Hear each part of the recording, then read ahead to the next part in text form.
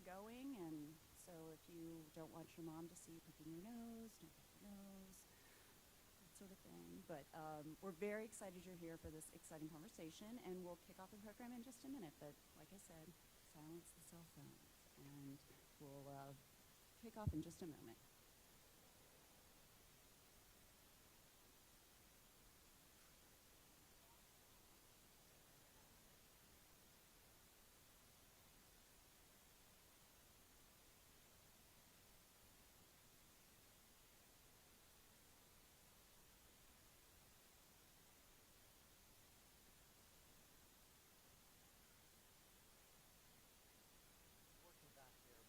Where's Alan? Guys, come towards me. We got great seats right over here. You can be part of the conversation or not. It's your decision. But we got a whole mass of seats right here so you guys can all sit together. You're still too far back. You don't have to come to the front, but you'll be second row, third row. You can sit together. In fact, that whole third row is open for you all. So we're going to give you the chance to talk. We're going to give you the chance to ask questions. The people who are sitting up here, as you're going to learn, question whether Donald Trump believed that Donald Trump won in 2020. And we're going to hear from them. And I want to hear from your point of view. I want to understand, because Arizona is now ground zero. I'm going to explain all of this for the cameras eventually. But I want you all to know that this is meant to be interactive. This is meant to be discussion. And you have an opportunity to hear a perspective that you haven't heard before. And that all I ask of you all is to be, and wow, we got people even up there. And at some point, the camera guys should get the people that are up in the balcony, particularly on the second level, because they're going to be jumping off in about 15 minutes. We really do want to hear your point of view.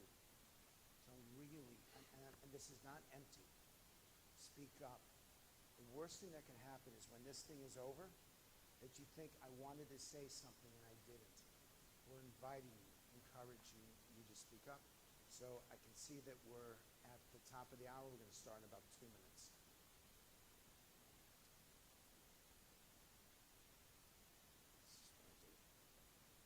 Any questions about this, by the way? No one's got any questions? Yes.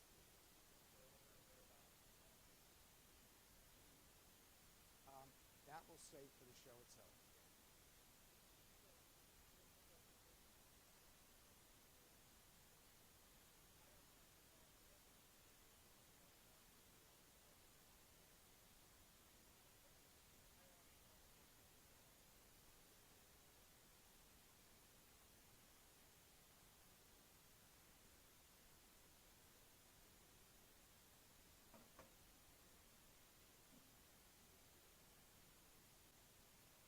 Very, very, very proud to be able to host this event this evening. Where you're sitting, this is the First Amendment Forum here at the Cronkite School. And this space was designed for major events and discussions such as these. We call this our living room. And so I can't think of a topic that would be more important for us to have a real thoughtful dialogue about than our elections. So I look forward to what will come from tonight and the discussion that will take place. And I also want to thank everyone on the Cronkite and Arizona PBS teams who worked very, very hard to help to pull this event together.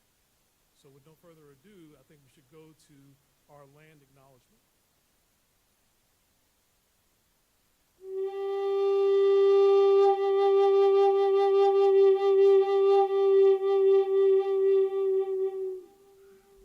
Arizona State University is located in Indian country.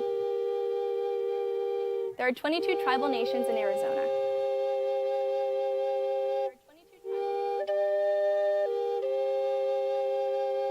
ASU's campuses are situated on the homelands of many indigenous peoples, including the Akimel, O'odham, and Peepash.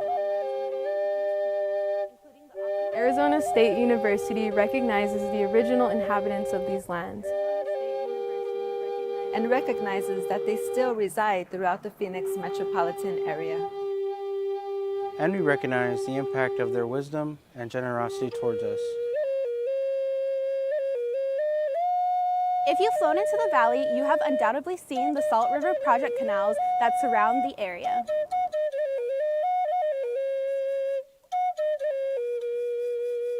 Those modern-day canals follow the framework of the canals originally constructed by ancestral Sonoran Desert people, Huhukam, to make this area both livable and a place where peoples could thrive.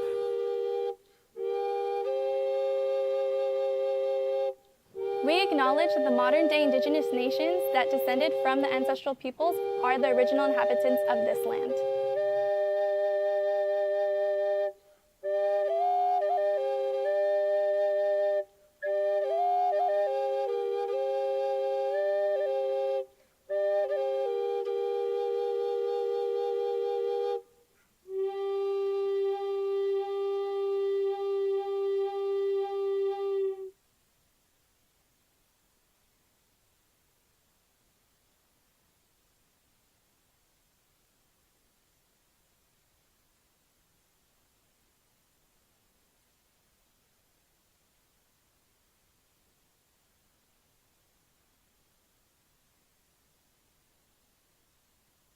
Program.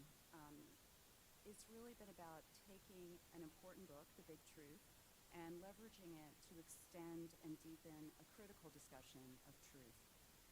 To bring it to here and now as we continue to wrestle with important questions at the heart of democracy. And ultimately, this program hopes to provide a forum for us to listen, to hear, and to understand each other.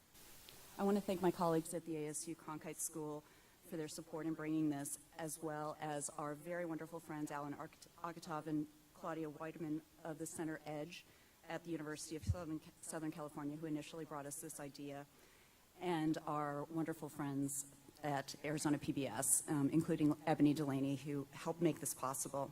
And finally, I want to recognize several guests at the program tonight.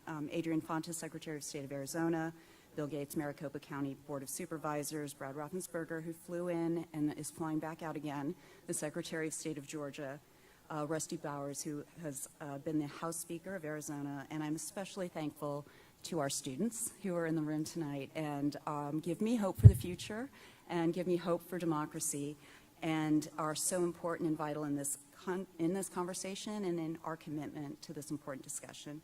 Thank you for being here, and now I will hand it off to renowned communications expert and friend, Frank Luntz. Thank you, Frank.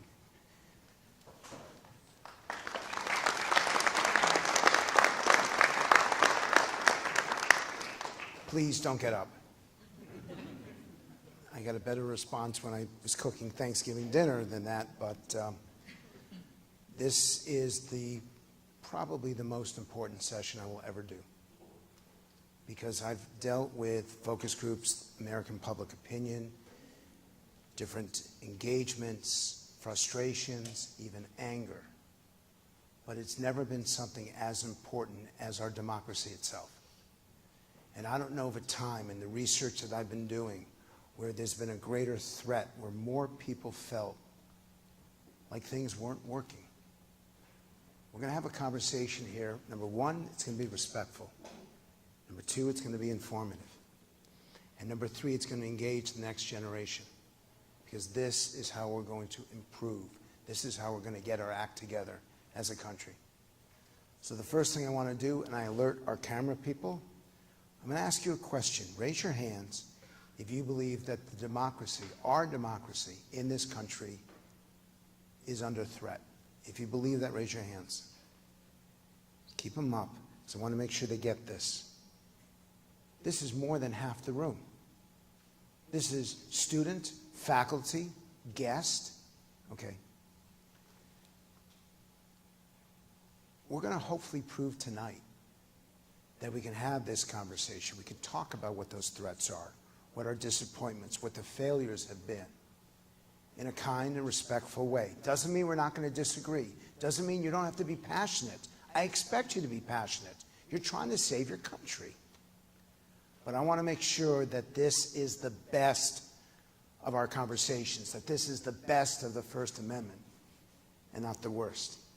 We have a couple slides that I would like to show you. Hopefully I can pull them up, to give you kind of a level set of where things stand. If we can go to the next one, please. We asked the next one after that.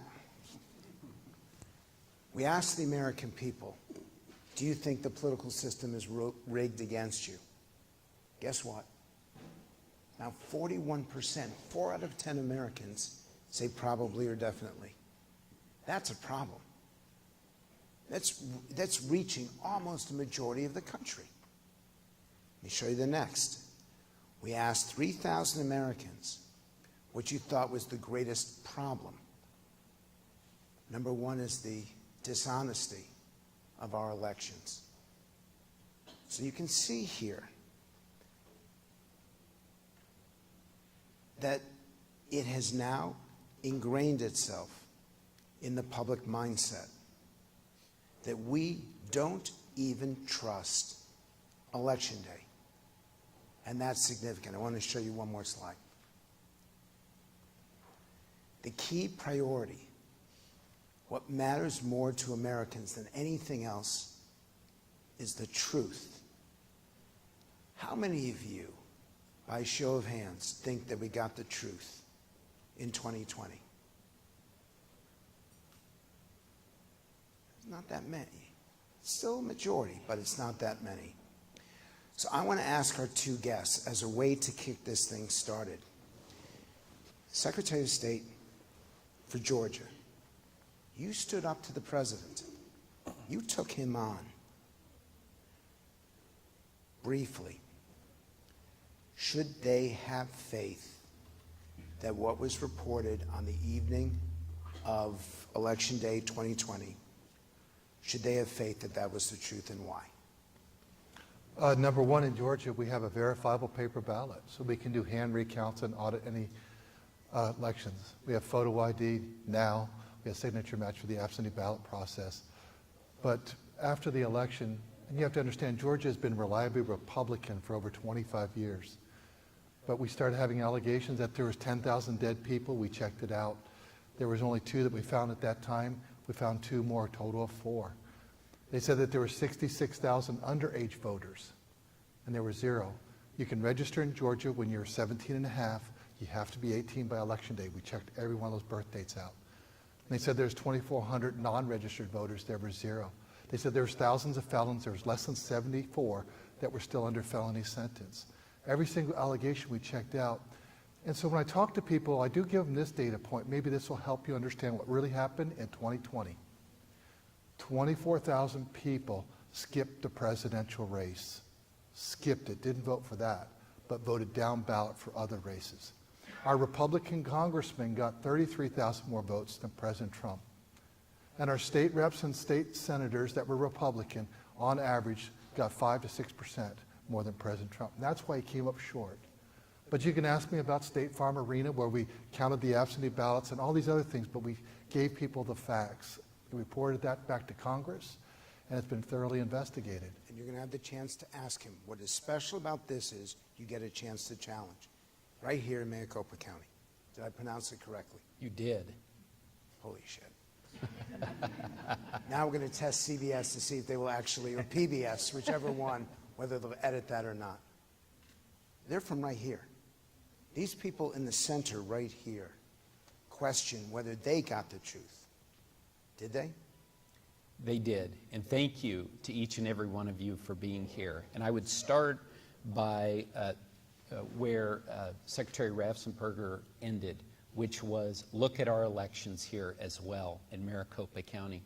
Republicans did well in 2020 up and down the ballot. We maintained control, Republicans maintained control of the state legislature. Stephen Richer, as a Republican, beat Adrian Fontes. But I don't want you, and I would never expect you just to take my word for it. Look at the facts of what happened. The election here in 2020 in Maricopa County was, I would suggest, the most scrutinized election maybe in the history of the world. We all know the audit that went on out at the Coliseum. And that audit found that, in fact, Joe Biden had more votes than Maricopa County found. And also what you need to understand, and for those of you who haven't had the opportunity to work in an election, I would encourage you to do that because you can see how things are done. And the way that our elections are run are by people like you all, our neighbors, our family members. We have everything that we do at the Maricopa County Election Center.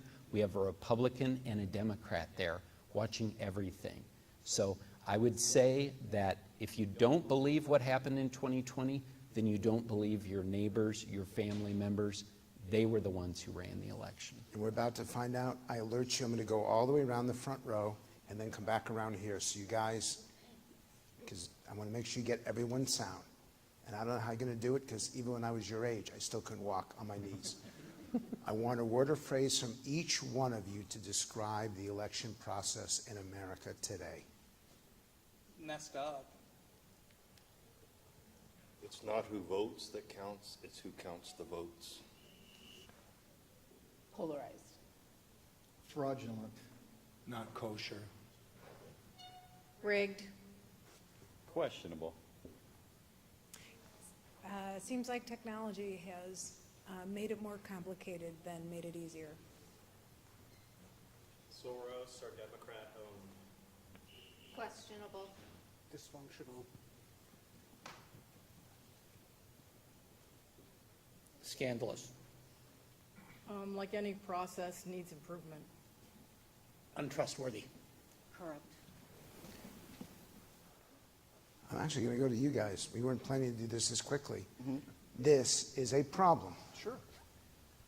You've been covering this now for decades. Yeah. What's your reaction?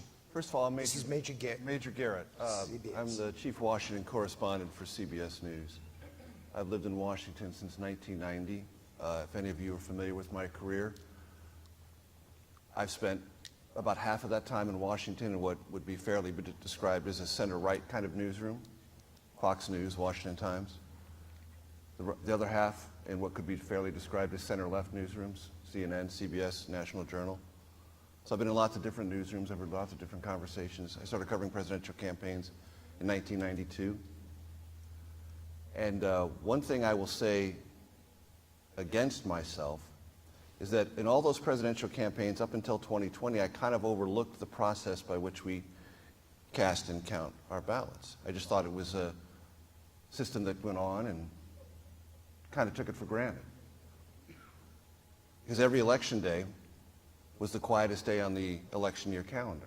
There's nothing to do on election day. Candidates don't have anything to do. The fundraisers don't have anything to do. The strategists don't have anything to do. Speechwriters have a little something to do, acceptance or concession speech, but that's basically it. The field activists maybe have a little bit of unfinished business, but mostly everyone who's been involved for the better part, if it's a presidential campaign, it could be 2.5 years. They've got nothing to do.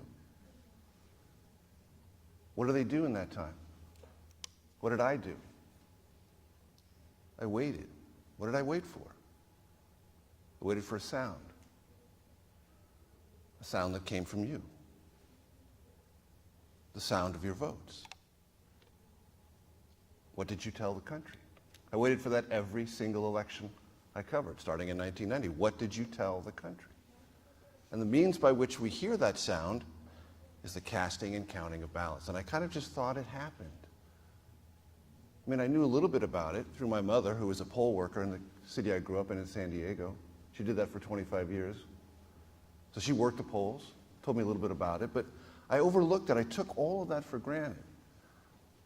And maybe some of you did too. Maybe something that was new to you strikes you as not only new, but uncomfortable. It doesn't feel right. It doesn't look right. And so you're curious. You're naturally curious. And I heard that the words you said, some of you believe it's not just, some of you said off could be improved, but some of you said corrupt, bought and paid for, was a sentiment I heard from one gentleman.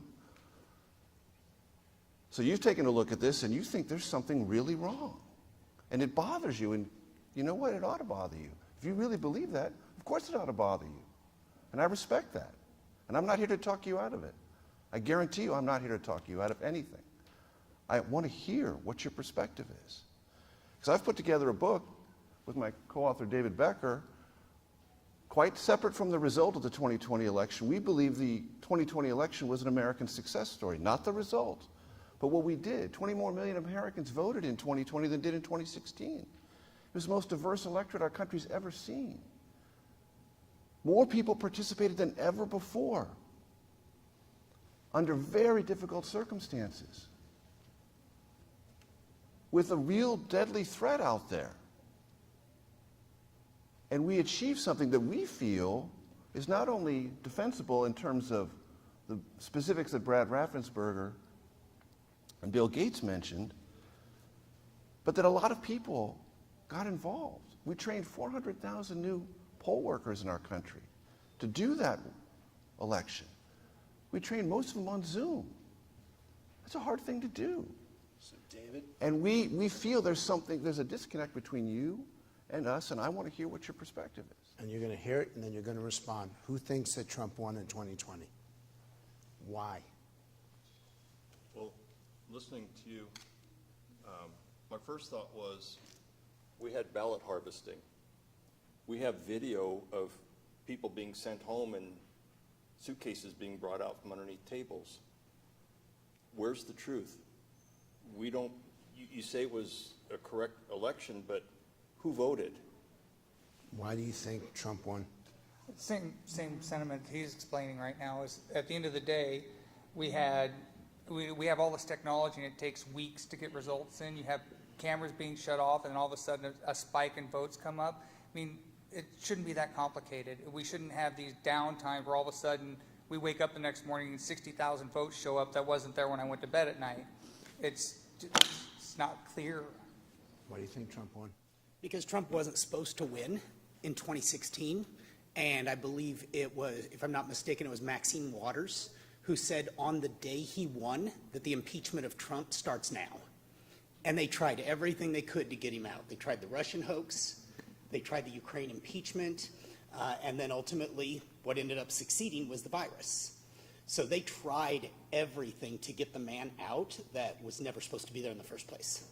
One more. Why do you think Trump won? Suppression of information, hiding the Hunter Biden story, all of the algorithms when people did searches, the money that Mark Zuckerberg poured into the social media platforms,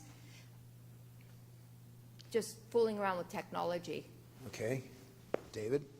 Yeah, so first of all, I'll just introduce myself. I'm David Becker. I have been working in voting and elections for about 25 years. I worked for several years in the Clinton Justice Department in the voting rights section, and then I worked for twice as many years in the George W. Bush Justice Department.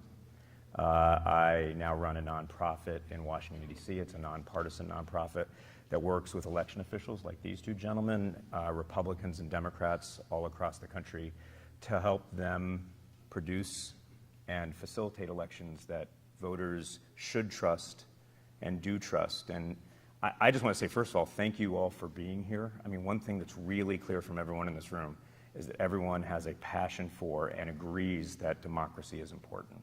That's something we all agree on. And one of the things that led us to write this book is we've seen people across the political spectrum, quite frankly, who in an evenly divided country seem to believe that it's really difficult for their candidate to lose. This is not uniquely on one side of the spectrum or the other. And that's obviously a real problem in democracy. In democracy and elections, there are going to be winners and losers. That's the point of an election, is that someone gets to govern and someone lives to fight another day. But we're losing that to some degree in our democracy. First of all, it's entirely appropriate to be upset about the outcome of an election. There's no one in this room, I would bet, that has not been sincerely disappointed in the outcome of an election in the last 10 years. Not one single person. That is something we all share as citizens. And yet there are efforts to get us to distrust each other as citizens, to view each other as enemies. Those efforts used to come from overseas, from places like the Chinese Communist Party. And now they're coming from elements across the political spectrum that want us to view each other as enemies. All we can tell you is the facts that we know, that we have researched, that I've devoted my entire life learning from people like Mr. Gates and Mr. Raffensperger and election officials all across the country, that our election system actually, the reality is that it's more secure than it's ever been. We used to rely on things like lever machines. You can't go back and see what the voter looked at with a lever machine. You can't go back and look at the mechanics in a lever machine. We used to rely on touchscreen voting machines that didn't produce any paper. That was actually quite common. As recently as 2016, about 25% of ballots cast in the United States had no paper on them whatsoever, including the Georgia election system in 2016. We have moved towards more paper. All of the ballots in the battleground states are now paper. We have moved to more audits. All of the states audit that paper. We have moved to more court scrutiny of the pre-election process, and we moved to more post-election scrutiny. We have more bipartisan, transparent review of this than ever before. And someone made a very good point that it needs improvement. It always needs improvement. That's 100% correct. That could not be better. You're nodding your head. Why? It feels like you're selling me, and I don't buy it, because You agree with that? everyone knows that it's pretty common knowledge now that the CIA has been doing nation building all across the planet, and they wrote software to jimmy elections. We have elections now that are tabulated electronically, and those machines are not supposed to have modems in them. Well, no computer has a modem in it anymore. It's on the motherboard. Those machines, our machines, could have been connected to the internet, and in fact, I believe they were connected to the internet, and that technology is the thing that is the problem. Go ahead. I mean, piggybacking off of what he just said in the machines, why are we using the same system that they used in Venezuela? I mean, with Venezuela, it's now turning into a communist society. People are losing their lives because of the elections over there. I mean, that's huge. Frank, can I ask a question? Yes. Ma'am, when was the last election in our country you thought was secure and satisfactory to you? Do you remember? I mean, I've been voting since I was 18. I feel like the one I voted in when I was 18, the one, you know, all the way up, I think, even with the two Barack Obamas, I mean, I felt like they were pretty okay up until that point. And I have to tell you, I myself have had issues when we voted, when Martha McSally ran here in Arizona, and she was ahead, and then all of a sudden she lost. And it was a big purge of ballots, and that kind of made me think, well, what's going on? And that kind of started my thought process of what's going on, and then it's been continuing ever since. So that was just somewhere where I want to give everyone a chance. Go ahead. Well, one of the things I would ask, having done research, you know that you have to say what the error rate is. There is no system that you should be 100% confident in. And so I want to know, okay, if there are issues in any process, what is the error rate? And how can you improve it? Every single election. I want to know, what did you find? What did you do to change it? And let's keep improving our whole process so that we build confidence. We're not building confidence. Anybody? No. When I took office I was elected in the 2018 cycle. We had the old DRE electronic machines without a paper ballot. So what we then had, the first bill was House Bill 316 in Georgia. It gave us a verifiable paper ballot. We needed funding to do that. We put it out to bids, and we had to use a company that was approved, had been certified by the United States Election Assistance Commission. So you and I can't make these machines tomorrow. We have to go through a testing process. So we went through that and we got new machines. We also outlawed ballot harvesting, and we copied word for word Arizona law, because at that time when we put that in there, you were actually coming before the Supreme Court, and you did win. And so ballot harvesting is illegal in Georgia, illegal in Arizona, Florida, and many other states. We agree with you on that. We also then could have a verifiable paper ballot.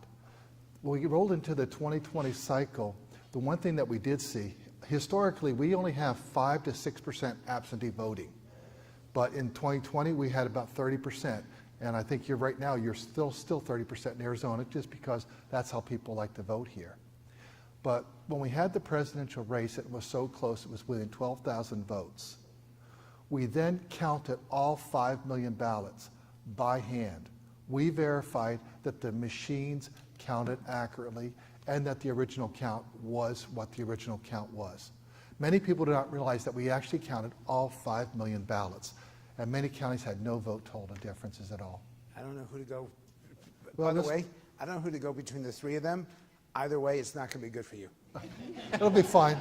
I have seen us come from hanging chads to being a little bit off point.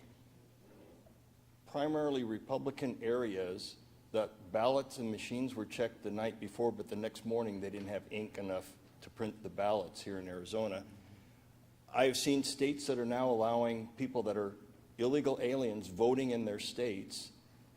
When does that become voting in federal elections?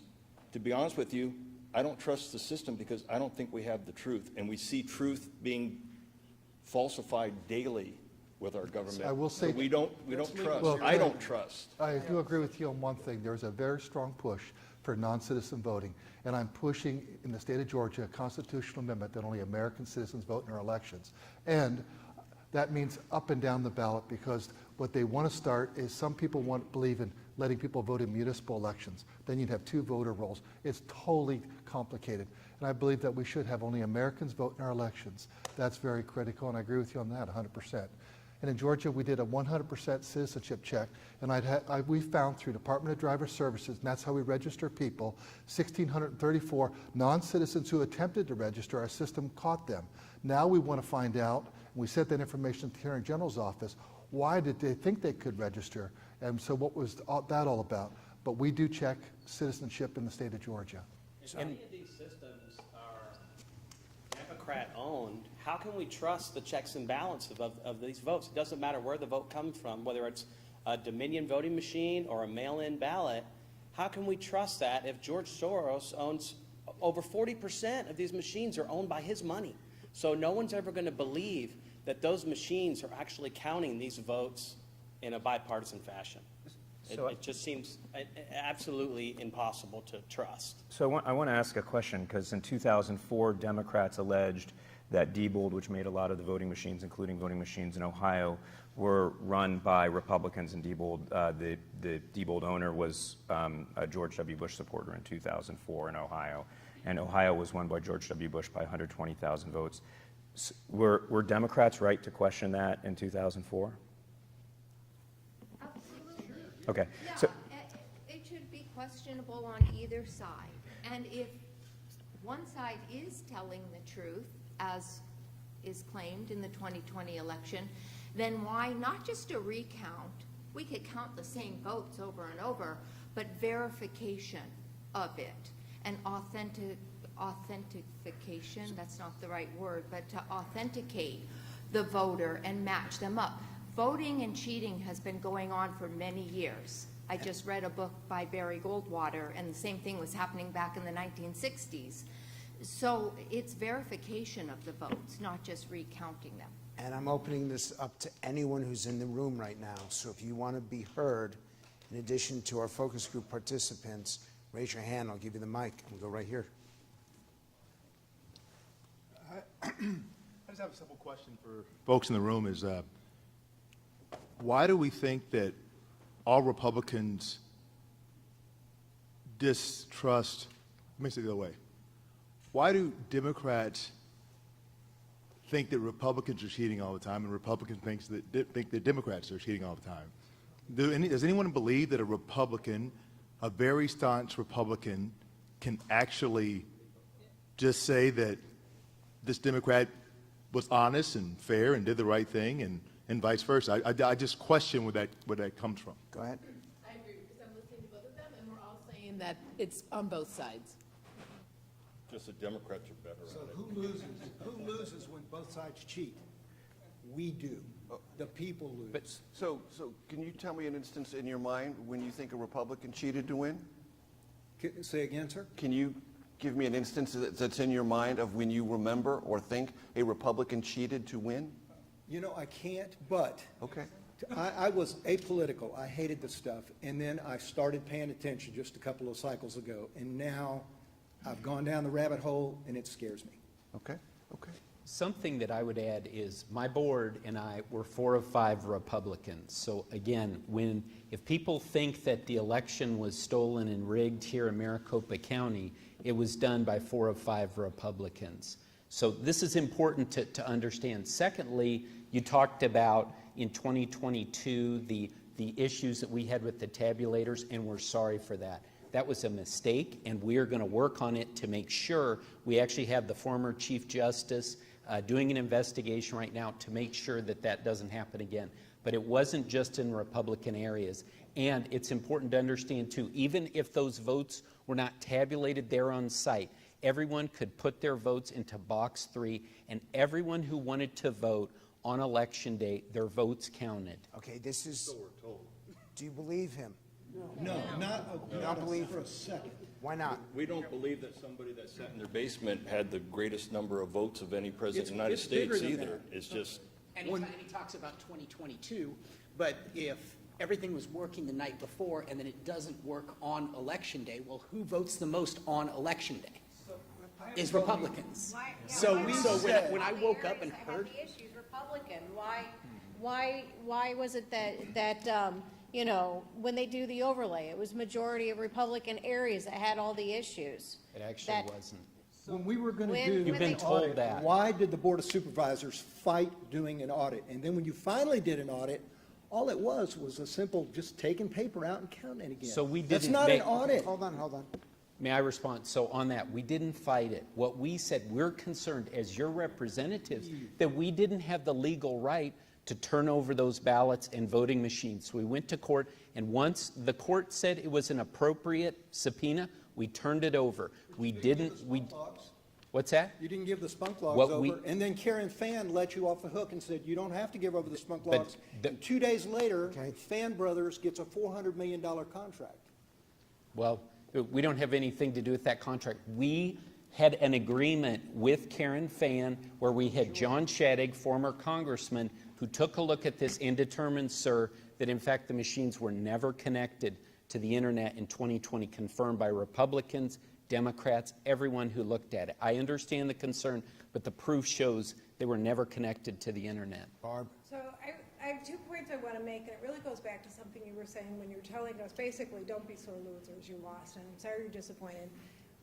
Did Hillary Clinton get that same, speech? I know you weren't speaking with her, but I'm going to say probably not. I think there were 3 years of investigation. I said in the immediate aftermath of the November 2016 election that Hillary Clinton lost and Donald Trump won by the rules that were set ahead of time, which they had, and that is 100% right. There's still now 6+ years after that, there's still not a shred of evidence that Donald Trump did not legitimately win the 2016 election. I said it at the time. I will still say it today. That's good that you admit it, but I think she's still wondering whether it was a rigged election and that's against her as well. So to your question, there apparently are Democrats who are concerned about election integrity. The other thing, in regard, this is not a youthful group. No offense, but Same the up here. many years. Either, obviously. Okay, the many years that we've all been voting, doesn't it seem like in the last 2 or in the last 4 years, it seems like it takes not till 10 o'clock, not till midnight, but weeks. So here's our technology doing us so great. We're from Illinois originally, where they literally coined early vote often. So election integrity has been in question for many years. But it never took past. Maybe you'll say, well, there was once in 1994. I'm literally saying generally, do you remember waiting 2 weeks for an election result? Or even until, 6 in the morning, maybe, when few things were coming, we knew how many votes were out. We knew how many people showed up that day. We knew how many absentee ballots and how many even our soldiers were away. We knew how many. And I say we because my husband and I worked for years on elections. And we would show up to precincts and tabulate and say, okay, this many votes were in, these many votes we're waiting for, we still got it winning. So That's all I It took as long to count the votes as it did for your comment right there. So. Point taken. The challenge that you have with absentee voting, which we saw in 2020, is we went from 5% to 30%, 35%, is that in the June primaries that we had, the counties were not doing any, looking at the absentee ballots, doing any pre-scanning before Election Day, so it took forever. So in November of 2020, we told the counties that they were supposed to do pre-scanning. Some of the counties didn't, i.e. Fulton County, our largest county. So we were waiting for several days because they had all these ballots, absentee ballots that they had received.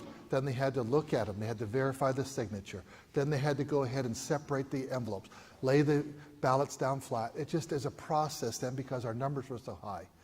So coming into SB 202, which we passed the Election Integrity Act of 2021, we required every county to give us the number of total outstanding ballots that you had left to count. As you pointed out, they did in Illinois years ago. So we knew what was the total ballot, total potential universe we had. Then they had to do pre-scanning before Election Day, and then all we looked at is whatever was dropped in.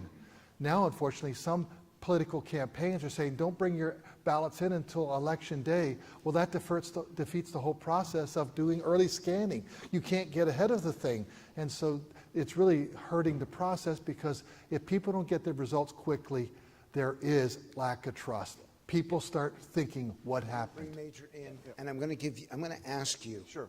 And we got a clock so we can see it. Yeah. 2 minutes. In 2 minutes, convince them. No. Of what?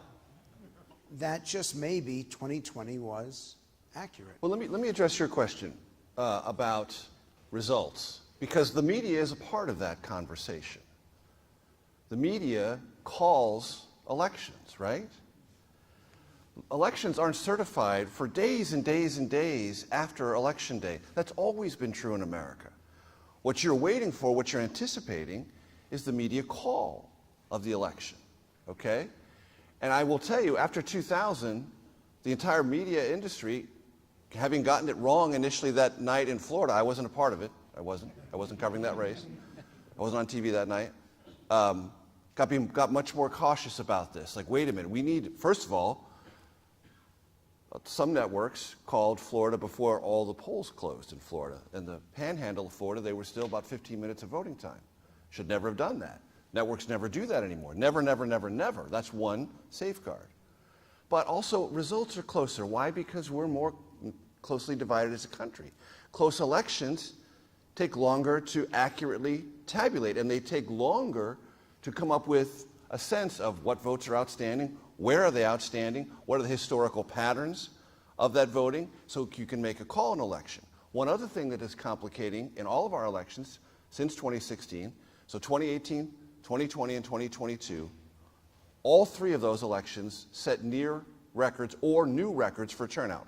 2018 was the highest turnout in a midterm election in 100 years. 2020 was the highest ever.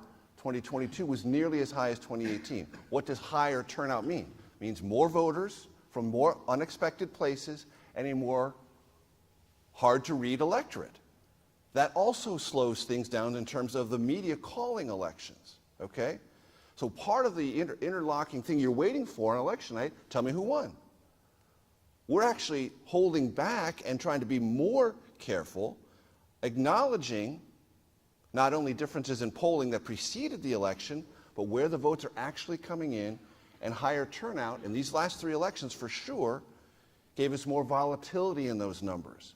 So that's one factor to the way you're consuming information on election night about elections. Isn't that a good thing? On election night. Isn't that a good thing?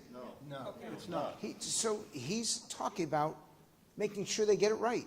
Yeah, but and you want him to rush. Fox News called the election for Biden with less than 1% of the Arizona vote counted. I'm sorry, you cannot make that call. So I've heard everybody hit this topic a couple of times and skim right over it.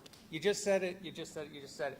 My biggest problem is the last time I saw an election that I actually thought was going well was when I was a young Marine and I was sitting overseas and I got my mail-in ballot. They gave it to me, I sent it in a couple of weeks ahead of time, they finally got it, they counted it, I'm pretty sure anyway. And now I've watched, we go to all these absentee ballots. We've got, you said 30% of the population, 30%? 85. 85. Last election. This is ridiculous. 85 mail-in. It should not be that way. I was sitting, when I dropped my mail, because I held on to it like I was asked to do by one of my precinct, I forget the term. I brought it in, I sat there, and I sat and waited and just watched. I didn't watch people walk in with 3 or 4 ballots in their hand, drop them in the box and walk out. They were by themselves. You say ballot harvesting is illegal? It is. Well, what was I just witnessing then? She dropped 4 off. Were they her family members? Nobody checked. She just dropped them in. They pointed it out, dropped it in, she walked out. And I saw that happen several times in the few minutes I was sitting there. That's, I mean, we can talk the technology issues, flipping a vote here, flipping a vote there. At the end of the day, we can only trust what our technological experts tell us. But I think it goes further down than that. We can't trust this mail-in ballot stuff. We just can't do it anymore because there's so many people who just will go through. I hate to say this as an example, but my grandmother, she was given a ballot, and somebody picked it up for her and delivered it for her. Hey, she was, 90-some years old. She shouldn't have voted? Well, no, I said she should vote, but she couldn't. She was in a wheelchair. She was basically bedridden. She couldn't deliver it herself. So, sir, we will come out, if you let us know about your grandmother, we'll come out, get that from her. But what's important to understand is with 85% of ballots being mail-in, it does take longer than it used to 30 or 40 years ago.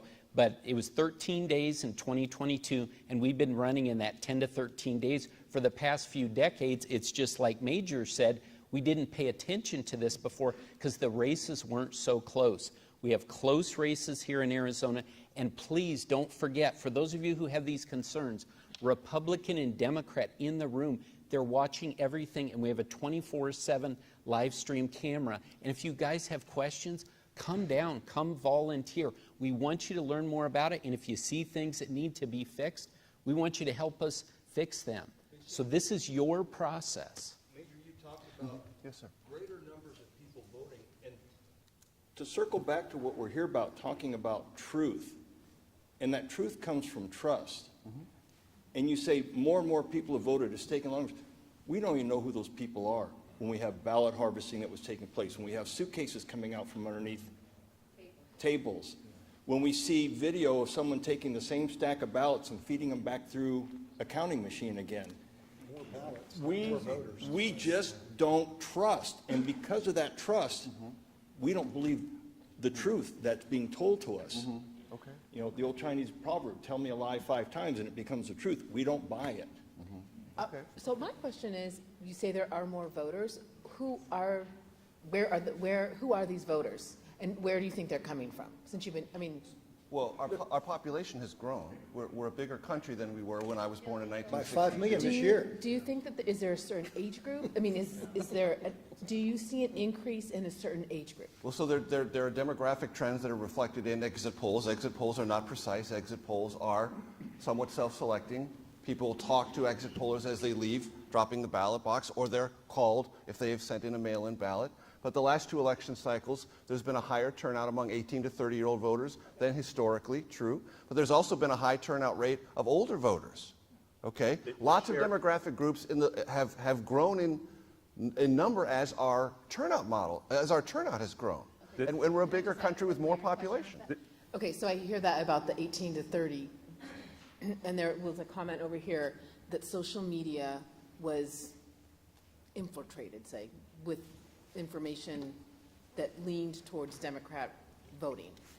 Do you think that is a truth, and do you think that that made a difference as to why certain states have gone so much more even than states like Arizona? We used to always know we were going to be Republican. Sure. So do you think that that increase in 18 to 30 plus the social media issue of possibly being... So I covered the Trump campaign in 2015 and 2016. And I became, because it was a part of my job, very much aware of how the Trump campaign was harnessing, this will surprise you, Facebook to increase crowd sizes, build larger rallies for candidate Trump than nominee Trump. Brad Parscale, who was the head of his technology for the Trump campaign, made this very clear. He would sort of try to tackle reporters like me and say, don't you see what we're doing? if you know a gentleman named Dave Bossie, who's very close to President Trump, he's produced a documentary about the 2020 election. And the first part of that documentary talks about this, credits the Trump campaign for maximizing, in ways Democrats didn't, Facebook in 2016. They say that themselves. Don't go watch it. Don't. So they were proud of that. They were proud of that. They were proud of moving their message and bouncing it through Facebook in ways that was much more adept, much more successful than Hillary Clinton was by comparison. So they saw that as an advantage. They saw it as a tactical one, and they used it, and we're very proud of it. So much so that in a documentary produced, very sympathetic to former President Trump, they say that right off the top. Hold on. So that's an answer to the social media part of it. Hello.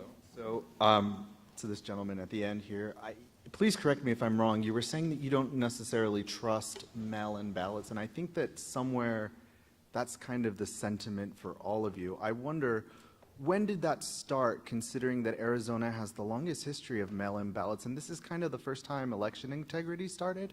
And to that point, how are people to vote when, I don't know, another pandemic happens, if heaven forbid it does, when you can't really go out without being sick? I wonder how you would ensure, how you would trust an election at that point. Go ahead, Ashley. Okay. For starters, we have had mail-in ballots for a long time. However, we now are privy to the ballot harvesting scheme, and shows like the 2,000 Mules, where they caught the people dead to rights taking ballots and stuffing ballot boxes in the middle of the night that were unmonitored, that they monitored, that they used the same stuff, the GPS location on their phones, to track the people that were doing it, to track the mules. That's how they did it. But the second part of that is, can I show hands? Who knows about the Harris canvass? Who's ever heard of the Harris canvass? Anybody ever heard of it? One guy. One guy. This lady, Harris, did not like the way the election came out, and she got a bunch of volunteers, and they canvassed neighborhoods all over Phoenix, okay? And what they found was they took the voter data of people that voted, and they went to go verify their votes. And what they found was empty lots with 250 registered voters in downtown Phoenix. With all due respect, sir, that didn't answer my question. I wonder what it would take for you to trust, and why now, after such a long history? I wouldn't trust it. I would have And just go away. So I think With mail-in balloting, I think where the majority of the distrust comes is that if I want to request a mail-in ballot, I'm a U.S. citizen, I'm a legal resident of Arizona, I am 100% rightfully allowed to vote. But I should be able to request and receive a mail-in ballot. And if I choose to, and if I want to vote that way, that is my right as an American citizen to vote.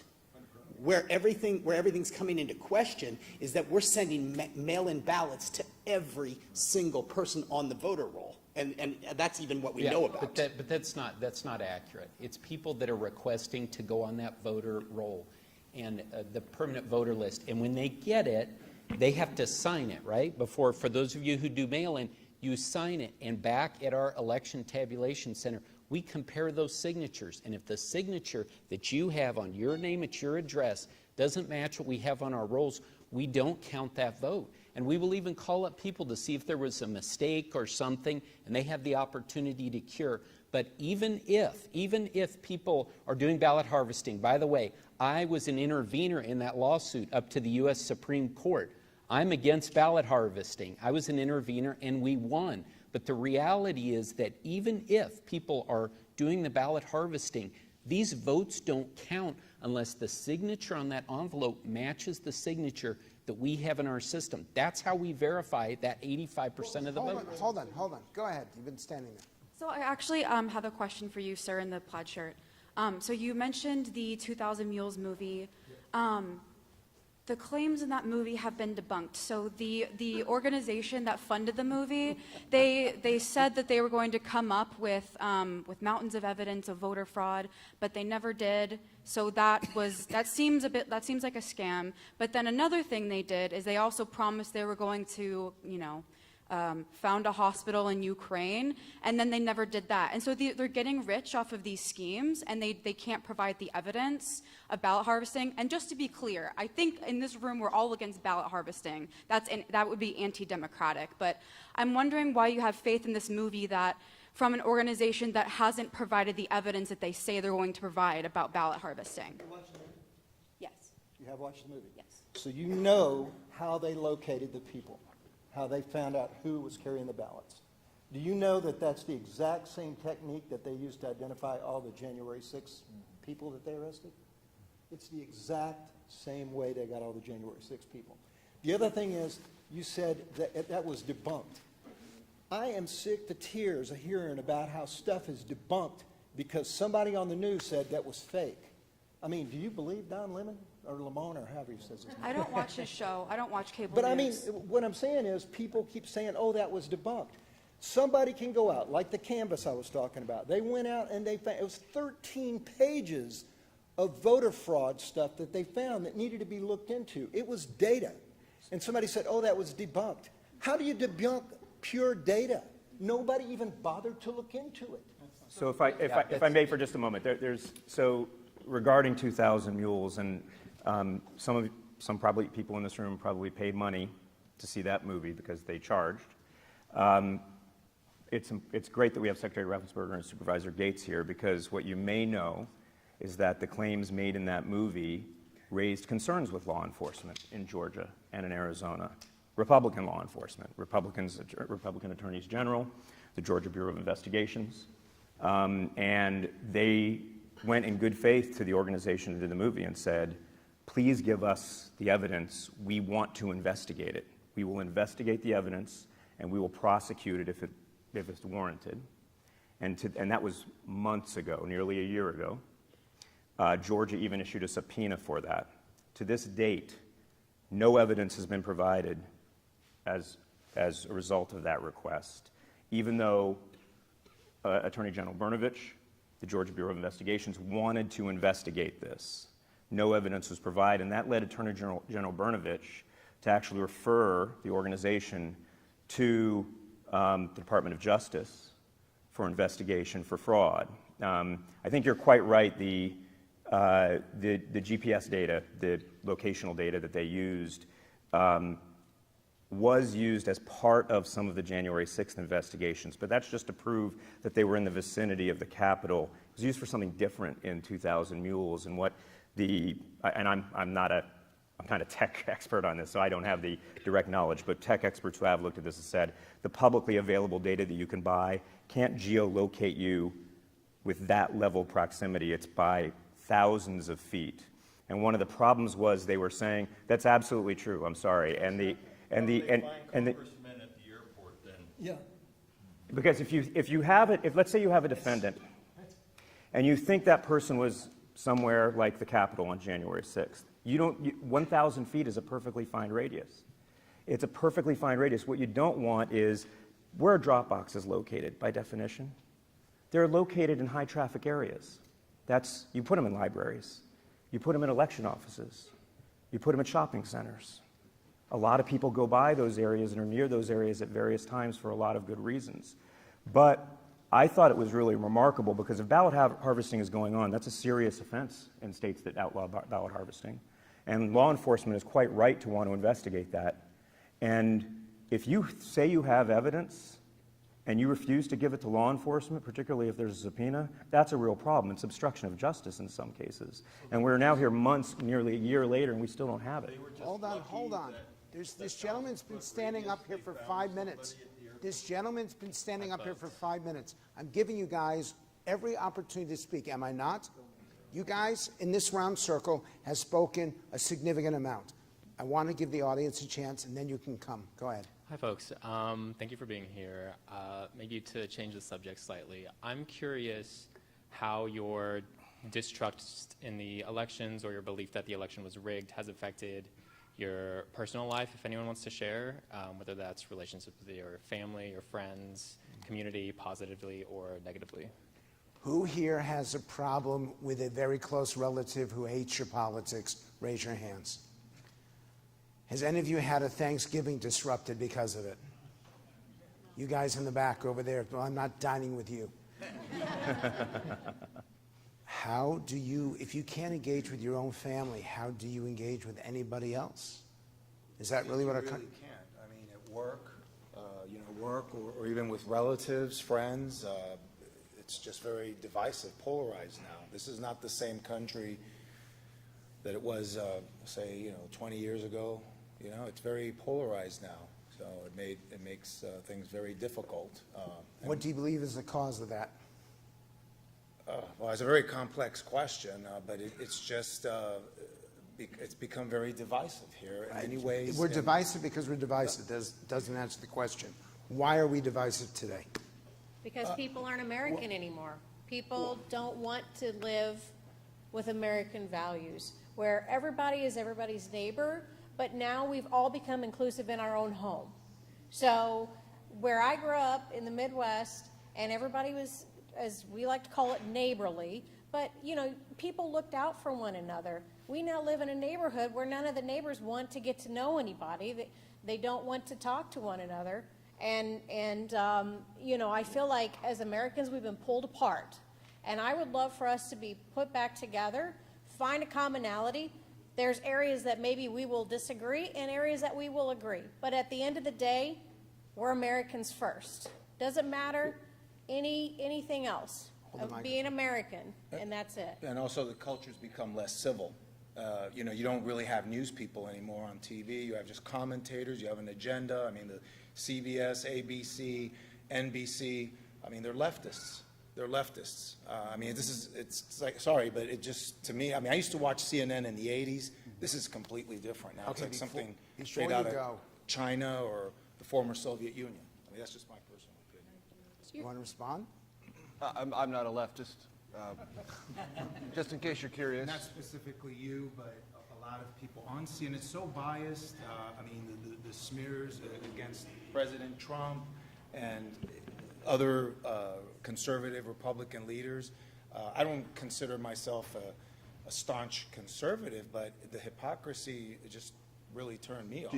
When you were talking a moment ago about how things feel more divisive, and do you feel like you get attacked more readily or you get criticized just for your basic political views now in ways that wasn't true a few years ago? Oh, yeah. I think like back in the 80s, 90s, you could just speak your mind. It's okay. I disagree with you. We can still have a beer, coffee. Mm-hmm. Now it's like, I want to, kill you. You go off. Well, because at that time there was a Republican Party and a Democrat Party that were maybe had some opposite beliefs, but there was still the together belief in the United States of America as a country. Today that doesn't exist. We have hard right and hard left, and That's what I'm saying. Being an American, that's where having you have to choose civility. to fall into almost. People have lost the art of civility. Everybody's like this instead of talking like I'm talking to you, Yeah. you're talking to me. And If you don't mind, that Yes. leads very well into my question for you. Sure. So thank you so much for sharing your perspectives here. I really appreciate it. Have you had conversations since the 2016 election, since the 2020 election, with people who you don't agree with at all, that have been civil, productive, and engaged conversations? And what did those look like? What about those conversations worked in terms of coming to some sort of mutual respect?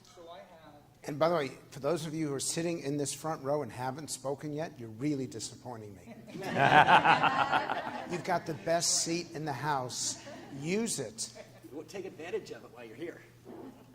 So I can answer that very easily. I have one good friend who we are politically polar opposites, but we have good conversation because we both see problems, but we approach how to address those problems differently.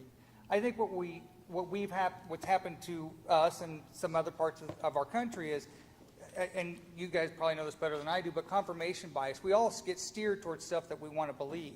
Whether we're getting steered towards bogus websites that talk about election fraud, or we talk about people who say all Republicans are Nazis. I mean, we get steered towards the stuff that we already research. And I think one of our biggest problems is education. Our people are not educated enough. Go ahead. Thank you. But don't read the question. No, I'm not going to read the question. I think I'm probably one of the oldest people in the room here. That's said with all humility. And I've been working on elections in Arizona since 1985. And I have a little bit of history. Bill's right. We've had a history of doing early voting since 1992. I was working on McCain's campaign when we did that. We perfected it in 94. The reason we did it, I think that's an important thing to think about, is we wanted to turn out older voters because they were having trouble getting to the polls, and specifically, we wanted to turn out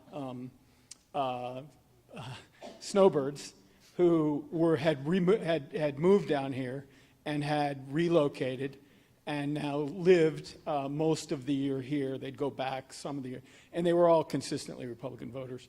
And we mastered that system through the 90s, and it worked tremendously well in that period of time. So a little bit of history there. What's changed, somebody said, who's changed? We've forecasted the turnout perfectly in the last 3 elections. And what's changed is Maricopa County's changed. I mean, there's so many people moving here. I mean, it's incredible the diversity that this county has gone through. So when I worked for Jan Brewer in 2010, it was pretty much a home building economy. It's no longer that. It's a radically different thing. Ballot harvesting should always be a concern. I've witnessed it in the business, and we do need to do better here at verifying when ballots get dropped off. That's absolutely a truth, and that needs to be fixed. And what I keep hearing here is technology driving distrust. And so find people you can talk to, find people you can bond with, find people that you can trust, and talk to them and get off social media. So how do we deal with this? How do we deal with the challenge of technology? Because a lot of them don't trust it. So, first of all, we should never trust technology blindly. Everyone should have a healthy skepticism about technology.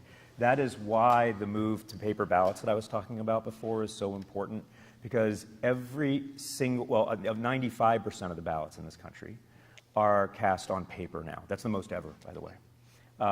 Georgia in 2016, very few paper ballots, now 100% paper ballots. Arizona's been all paper ballots for a long time. Every single battleground state has all paper ballots. The only states that don't have all paper ballots are Texas, Louisiana, Mississippi, Tennessee, and Indiana. We haven't seen any surprises in those elections, but they are hopefully moving towards paper ballots. We have to verify that the technology is working. We talk about whether it's the internet or whether it's just technology malfunctioning. Technology malfunctions all the time, right? We have to have a way of verifying it, and that's why paper ballots are so important, paired with post-election audits, which they do in Georgia. The 5 million vote review of the presidential race, they counted those presidential ballots 3 times in Georgia, 3 different ways, one of them entirely by hand, with Republican and Democrats looking over the shoulder of every single ballot. They know exactly what the count is. They didn't rely upon the technology because the margin was so narrow. They probably didn't need to count every one of them to get to that point to be 100% sure that it was right.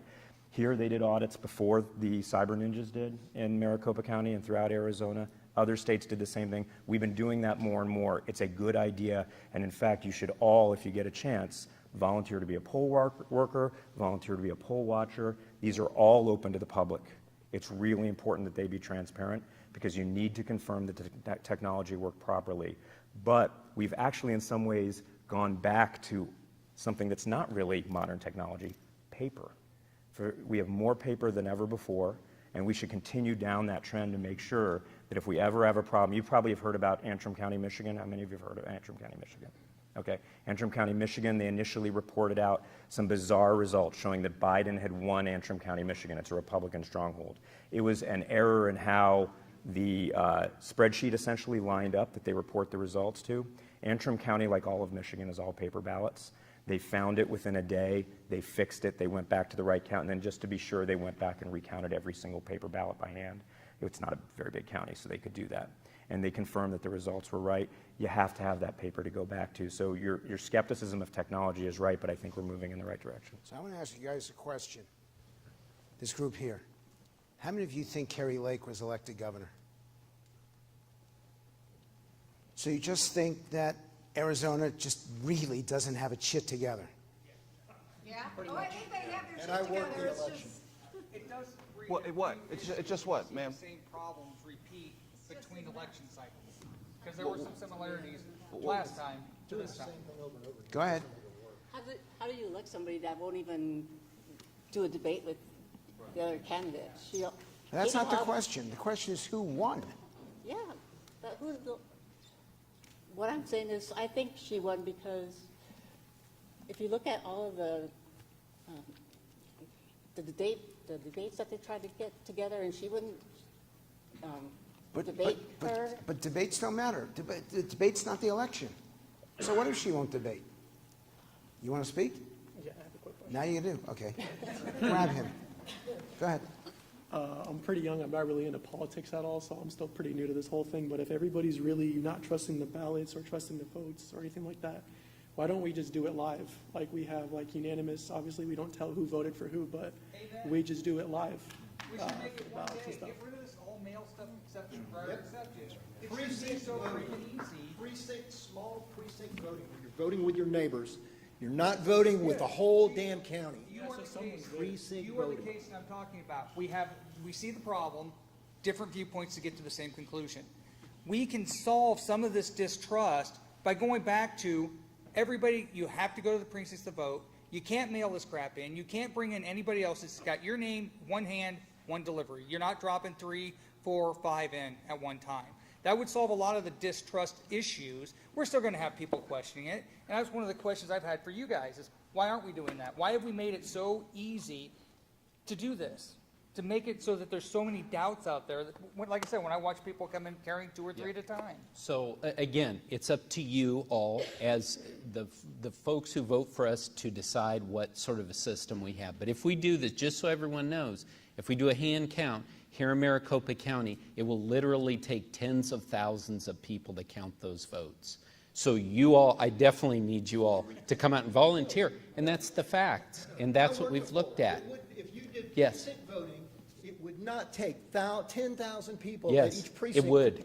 Not to count the votes at one precinct. It would, We're no, only but talking about 4,000 at voters. all the precincts. I'd love to have this discussion with you in more detail. There's a reason that we have the system that we have now. But again, we want to hear, if you guys want a different system, let's create it. But that's not getting back to his question as to why you shouldn't trust the results in 2020 and 2022. So related to your point about poll work, about working at the polls. So how many of y'all have been to a poll worker training? Can you raise your hands? Did that increase your trust or understanding of the election process? And could you explain why or why not? I've been talking a lot. You guys take. I've seen between counting the votes, gone to poll voter. I'm a precinct committee man. I've ran for office. I've seen elections from pretty much every side now at this point. I see a lot of areas that are not as trustworthy as they could be. Now, as far as to your question, yeah, of course, looking at the system and seeing how it works, of course, it'll help my understanding of how things work. I still don't still not my trust. I can see, so as you know, I've poll watched, I've watched the people that were there. I didn't have a problem with them, no issues. I talked with them when their time was appropriate. If I saw an issue, I would note it down, no issues of that, nothing. It was, I don't trust once the votes get away from there that they're going to be counted accurately. And they could say all they want, that they're counting the votes and people are coming in, you know, as they're coming in or, you know, pre-scanning them or whatever. But when there's just a lot of opportunity for other votes to get put in there. So if you win by 4%, is that enough to say that they won?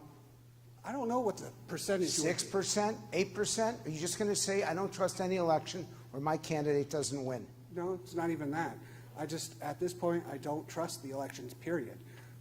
No matter who wins at this point. Hold on, go ahead, because are you a student here? Yes, I vote.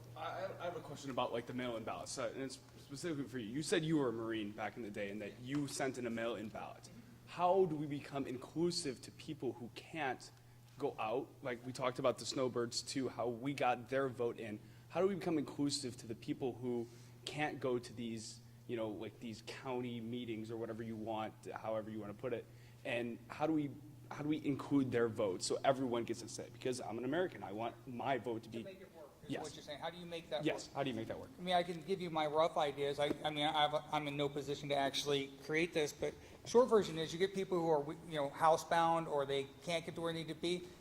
Then you have some sort of system, and I wouldn't know how that would actually work, where you have a certified Dem, certified Republican, and they go and they collect for them. They just have to make a request for it. We do that now. We have. Well, yeah. well, you say you have that now, but with the scale that we have, it's not just people, or I get the mail-in ballot, I'm not gonna lie, because I own my own business, I'm always going, I used to travel a lot, so I get the mail-in ballots, but it's too easy to do, to get those mail-in ballots, it's way too easy to get them.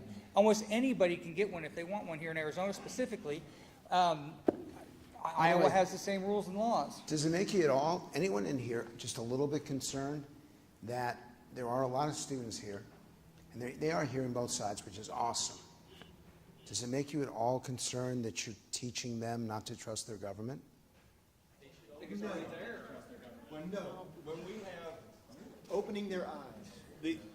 I have sat here and I've listened to, we verify the signatures, but I also heard that 300 ballots came from an empty vacant lot. What's to stop somebody from, I could write my name, six different names using both hands of having, and I'm not a conspiracy theorist, but there's nothing to stop somebody from putting people in a room, which I have suspicions might be occurring, of signing ballots, registering, and using, who said the 300 from a vacant lot over here? Yeah. So, so when you're verifying signatures, yes, they're going to match up, but how do we trust those? Okay, and I'm going to ask you guys this. This is your state. These are doubting your elections, and you're responsible for this. What are you doing so that this doubt, and it's real, as you can tell, and it's thoughtful, whether or not you agree or disagree with it, this is your responsibility. What are you doing to address this? Yes, and so the way that we have addressed this, and I know some of you may not agree with this, but to run the most transparent elections that have ever been run in our state, we're opening the doors to folks. We have put out information in advance, dealing with things that have been debunked. And if you do one thing for me, please go to justthefacts.vote. Tonight or at some other point, you'll see a lot of these things. We don't have time to go through all of the ways that we've debunked it.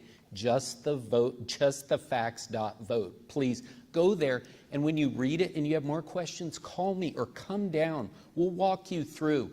I want you all to understand, we care about you. Every one of my colleagues on the Board of Supervisors, we could be doing other things, but we've chosen public service because we think it's a noble profession. And if you guys think that it doesn't hurt my heart to hear this tonight, it does.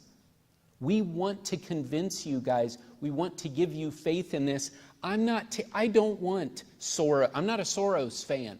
I don't want Venezuela to decide how our elections are run. I was a teenage Republican, college Republican. I've been a Republican my whole life.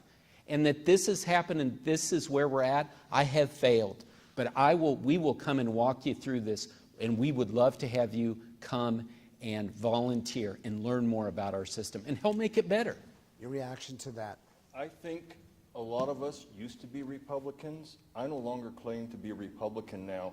I claim to be a conservative. And to me, that's a big difference. But not the political. His commitment. I will take you up on it. Sounds good. Your reaction to him? No. You're not going to listen to anything. You know, why is it hollow? Because he's a politician, and he is going to tell me what I want to hear, and he's going to. Sir, I haven't done that the last 2 years. I've been told well, everyone in Maricopa County what they want to hear, right? I will give you that. I will give you that. But hey, you're telling me that it's a process, and I can come down there and look at it. But and I worked the poll. I did the training. I worked. You know, I did all the stuff. And where do you get your news from? I can see. Where do you get your news from? Where do I get my news from? Yeah, the number one source. Not the damn TV, that's for sure. Okay, what's your number one source for all this information? Different articles posted where? online, all over the place, really. And you Just trust internet. them? And you trust them? I don't trust them just by getting sent an article and reading it. I have to see multiple things that connect the dots. You seem to trust more of what you read on the internet than you do with someone Oh, who's God, yeah. actually elected. Yes, you're affirming Oh, yeah, that. yeah. You trust what you read on the internet. Okay, I know you're going to have a different perspective than what I'm expecting. You're a student here? Yes, And why did you come tonight? I'm curious. for class. Honest answer, will admit honest it. answer. There we go, honest answer. I think there's a good amount of us Okay, here just for for class. the record, I'm supposed to do the jokes here. Go ahead. Well, what I had said before, when you had said, I forget the exact wording, but you had said you're just going to blindly mistrust the government. My default position is mistrusting the government. I think that is one of the principles of, I'm 19. I'm very concerned about those that are my age and right around my age, because I don't think they think for themselves enough. I think they're too inclined to just listen. I know Brad's a Republican. I think that one of the principles of conservatism is less government, because the more government there is, the more of a chance it is to become corrupt and problematic. And I think nothing has ever succeeded when people just blindly listen and follow along with people in power. Was Donald Trump elected in 2020? No. So I have family members who, I don't like being put in the rigged box or not. I think it was rigged, but not in terms of people went and changed the votes. I think it was rigged in terms of there was a purposeful hiding of information, the Hunter Biden laptop story. I think that there was purposeful misinformation, or whatever you want to call it. The media purposely misled people. I think it was rigged in that way. Do you think that Democrats have a similar concern about 2016 and the James Yes. Comey letter? Okay. Yep. So, okay, this was mentioned before, and I think that's, you asked about distrusting, teaching these younger kids to distrust the government. Well, kind of they did it to themselves. Our government's done it to ourselves. Our political figures have gone out there and they make, whether it's Donald Trump making some outrageous claim, which Donald Trump is really good at being outrageous. That's just kind of his namesake, and I like Donald Trump. I just think he was a little too blind. But whichever side you want, whether you're on the liberal side of the equation, you can talk about how Hillary was an election denier that Trump won, or you can talk about Trump saying it was rigged. I think what happened in 2020, honestly, was the Democrats played the game better. I think that's what really happened, and the Republicans need to wake up. What game was that? Just getting the ballots to the polls. That's it, however they did it. I'm not saying, because we all have our opinions on how they got there, and you can tell me that it wasn't, ballot harvesting is illegal. Yes, great, it's illegal, but it still happens. By the way, Can I prove it? No. You mentioned Trump. I was there at the very last official event that he held. It was the White House Christmas party, December 23rd, 2020. And after a couple hours, I got the guts to go up and ask him, what does the J in Donald J. Trump stand for? You know what he told me? Genius.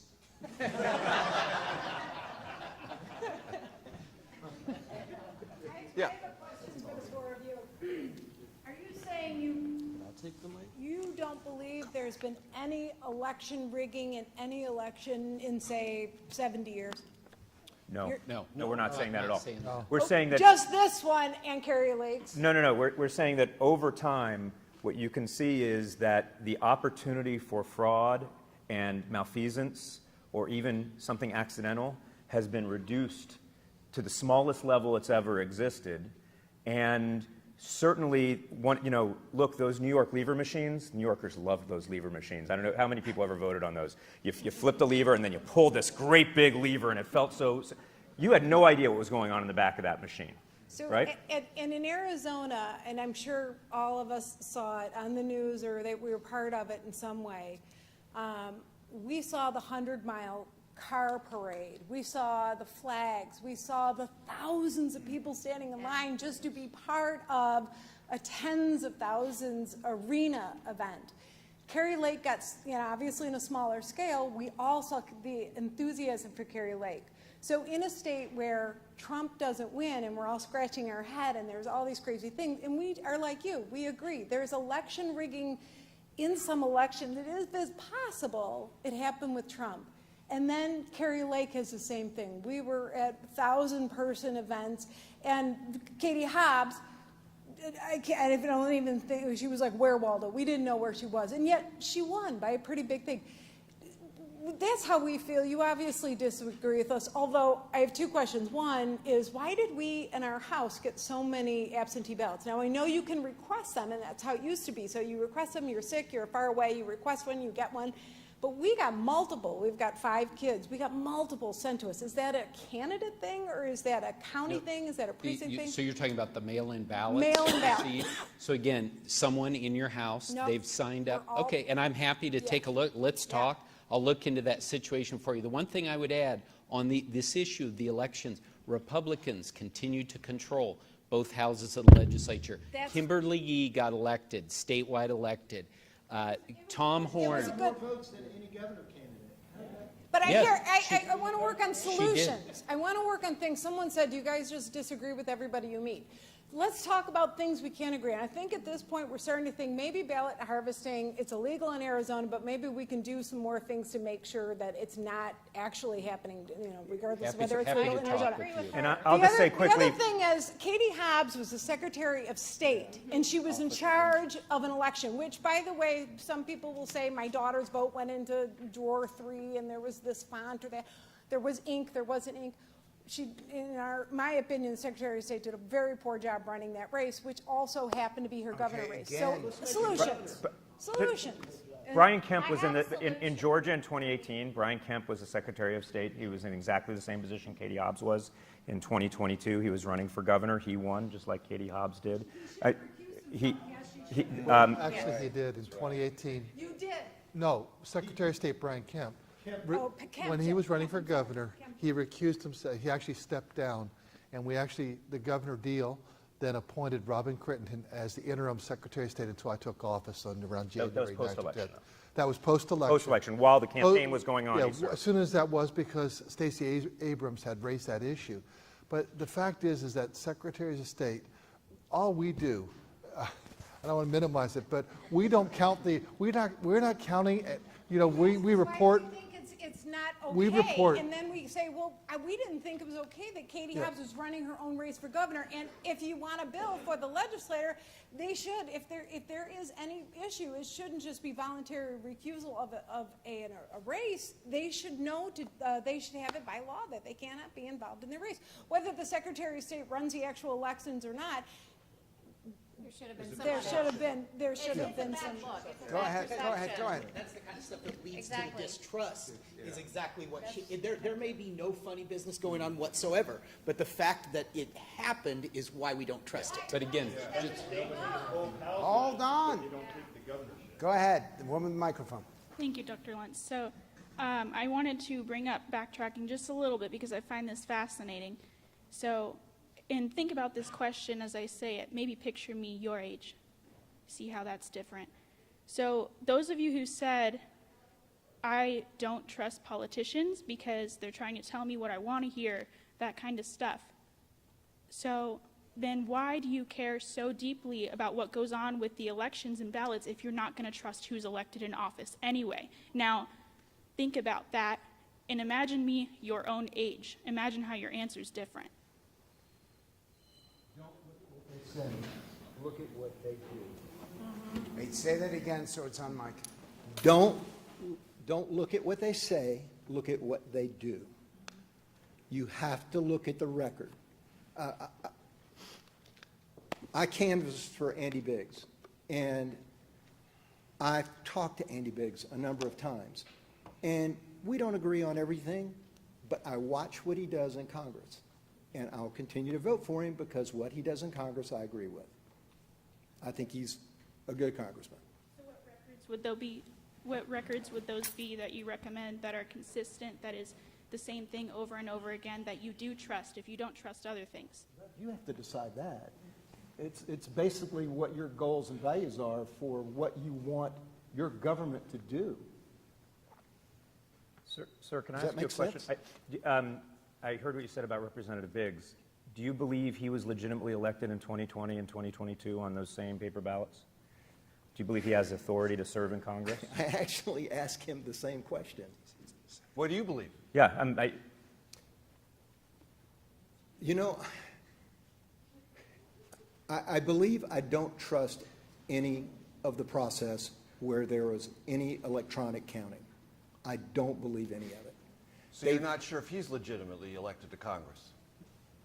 I'm not sure. You're not, okay. And I guess one Fair of the enough. questions, follow-up questions I have is, because I really appreciate the skepticism in the room, who benefits when we don't believe that anybody has the authority that might be conferred by a legitimate election? Can I add one more thing to that, Bill? Major? Who benefits? But who benefits? We all lose. But who benefits? Who's the force behind this? Well, I mean, we just identified, Representative Biggs had his concerns about 2020, 22. Well, but about the presidential race on those same paper Well, what ballots. we're getting at is if I've heard some of the skeptics here say there's like a power structure or somebody who's getting something out of this, if we all lose, who benefits if we don't believe in our elections? Okay, so this is how I see this whole thing. When we have this much division between us, the people who are in power tend to stay in power because I'm voting for my guy. I didn't like John McCain. I thought he was a flip-flopper. I think I liked his record. I think he was a nice guy. I think he did a lot for the country. But I didn't like him as a politician because he had a tendency to say what the voters wanted to hear every election cycle. And then as soon as he got back to the Senate, he still did a lot of things that I would have agreed with. But then, I remember one campaign, he was like, we need to build a border wall. Next year it was gone. He didn't even talk about it again. And so that kind of stuff drives me crazy. But when you divide us like this, the way our country is divided, the Dems are going to vote for the Dem because there's a D next to his name. The Rs are going to vote for the Rs because that's what's next to their name. And those people stay in power. The incumbents stay in because they figured out how to speak to the people who are going to vote them into office. But you said when they divide, you're dividing. They're not dividing. Well, I don't mean you You're guys dividing. specifically. I'm just the way we've become as a society is either you're a Democrat or a Republican, generally speaking. I go into houses all the time as part of my business. It's not the people that are dividing. The fish rots at the head. So if the fish rots at the head, it's the people that are in power that are causing all this galvanization of each party individually. So we're both, the people need to take the power back. So what's your responsibility as the people? To question everything. Stop calling people conspiracy theorists because they have an idea that something is foul. Like this explosion in Nashville on Christmas Day, the year of the presidential election. Nobody wants to talk about it. Nobody wants to explain it. What information was lost? Gentlemen, can you touch on that? The explosion in that. Can you raise your hand if you even know about the explosion in 2020 in Nashville, Tennessee on Christmas Day? I do remember. I've not seen any evidence. There was Dominion voting machine information that was destroyed as the election. So just a follow-up question, because I'd not heard this before, and I appreciate that. Do you think that Donald Trump did not win Tennessee in 2020? I can't recall. He won by a huge margin in Tennessee. I know, but still, And it is one of the few paperless states out there with correct. a significant number. There was Dominion voting machine information from other states that was being stored at the facility that was exploded on Christmas. Yeah, that's Day. not true. Just to be clear, and there's a question here, someone's been incredibly patient. Federal law requires each state and each local jurisdiction to maintain their election information for 22 months. Maricopa County did it, Georgia, all 159 counties did it. No state will transport any of its information to another state or county. Someone intentionally exploded that building to destroy some information? So I'm an election expert. I'm certainly not a counterterrorism expert or terrorism expert. Why was I don't that know story what the suppressed? purpose was, but there's zero evidence that it could have affected The anything. suppression is evidence enough. Okay. But if Trump won Tennessee and he won it handily, as all the records indicate, what about this event makes you suspicious? The suppression is enough to make anyone. Suppression. All of the paper ballots were stored in the It counties. was acted as if that Either was just speak or I'm taking the some random microphone away. person, Great conversation. I don't want to interrupt anyone, but I love talking about history. I think it's very important. History will repeat itself. But I think I speak for myself as well as my peers who are in my age group, young college students. This first generation I know my birthday was the day after election, so I wasn't able to vote in this 2020 election. But what I want to hear from both sides, the panel up here of these four gentlemen and one of you, just one from each. What do you advise that we do as the next generation as voters to avoid this mistrust in elections? Because I think it's great that stuff has happened, and I think it's great that we're having this conversation, but this is the past, and I know that you're doing it for us. I appreciate it.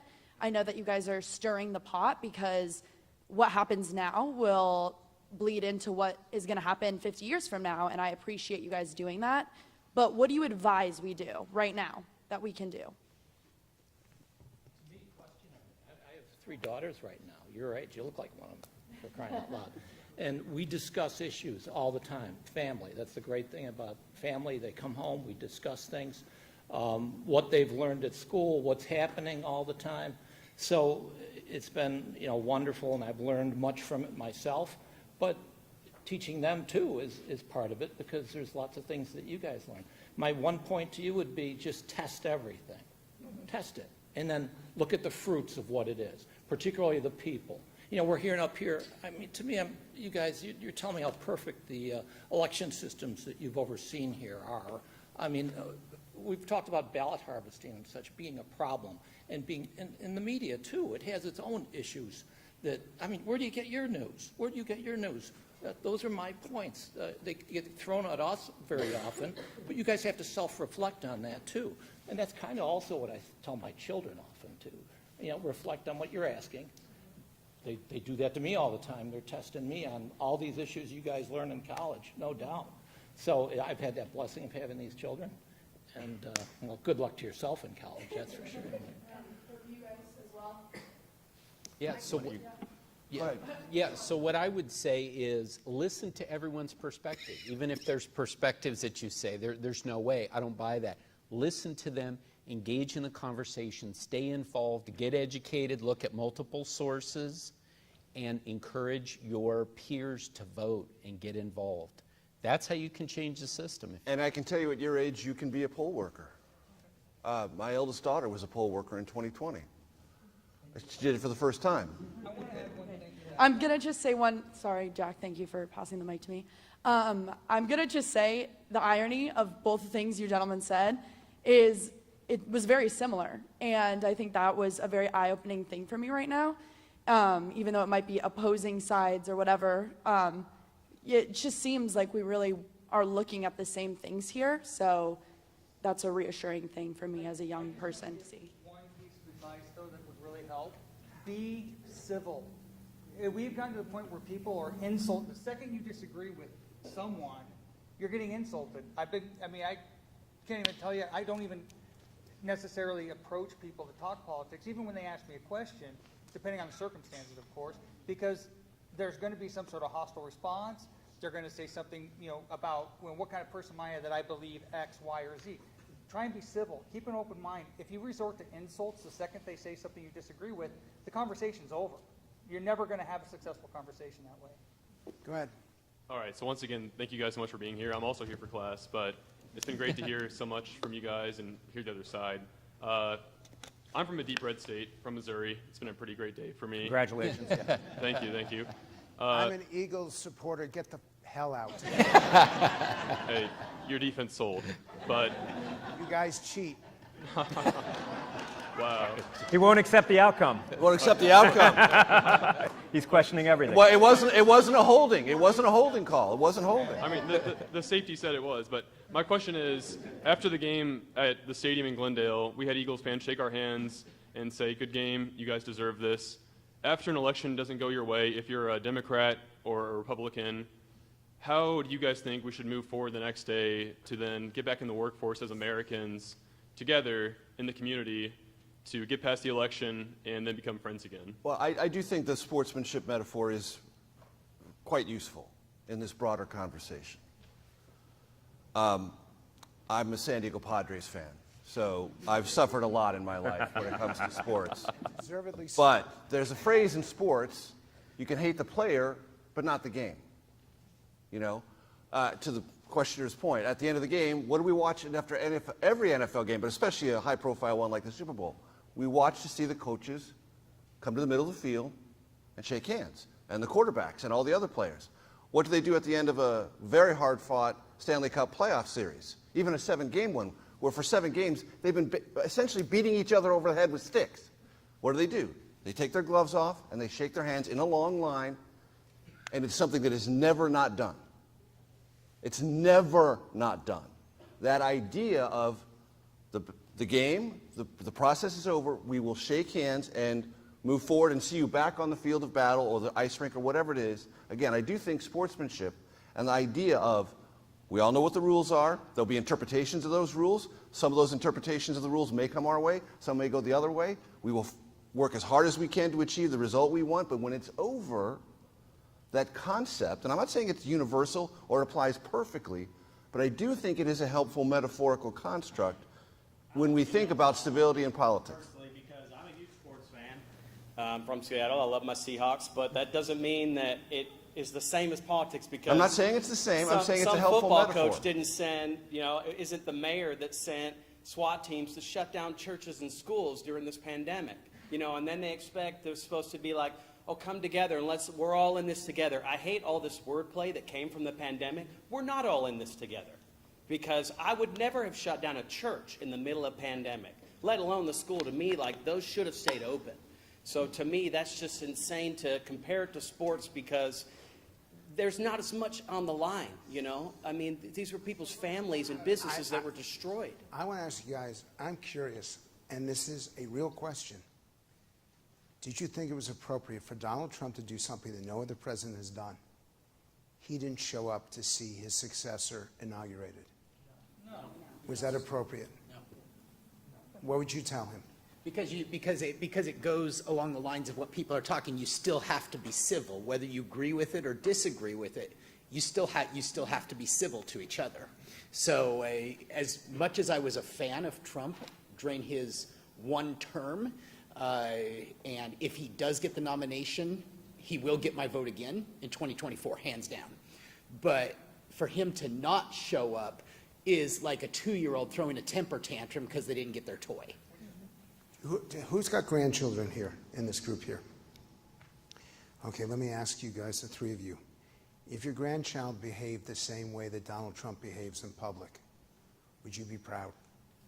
Just about this behavior. You would not. Why not?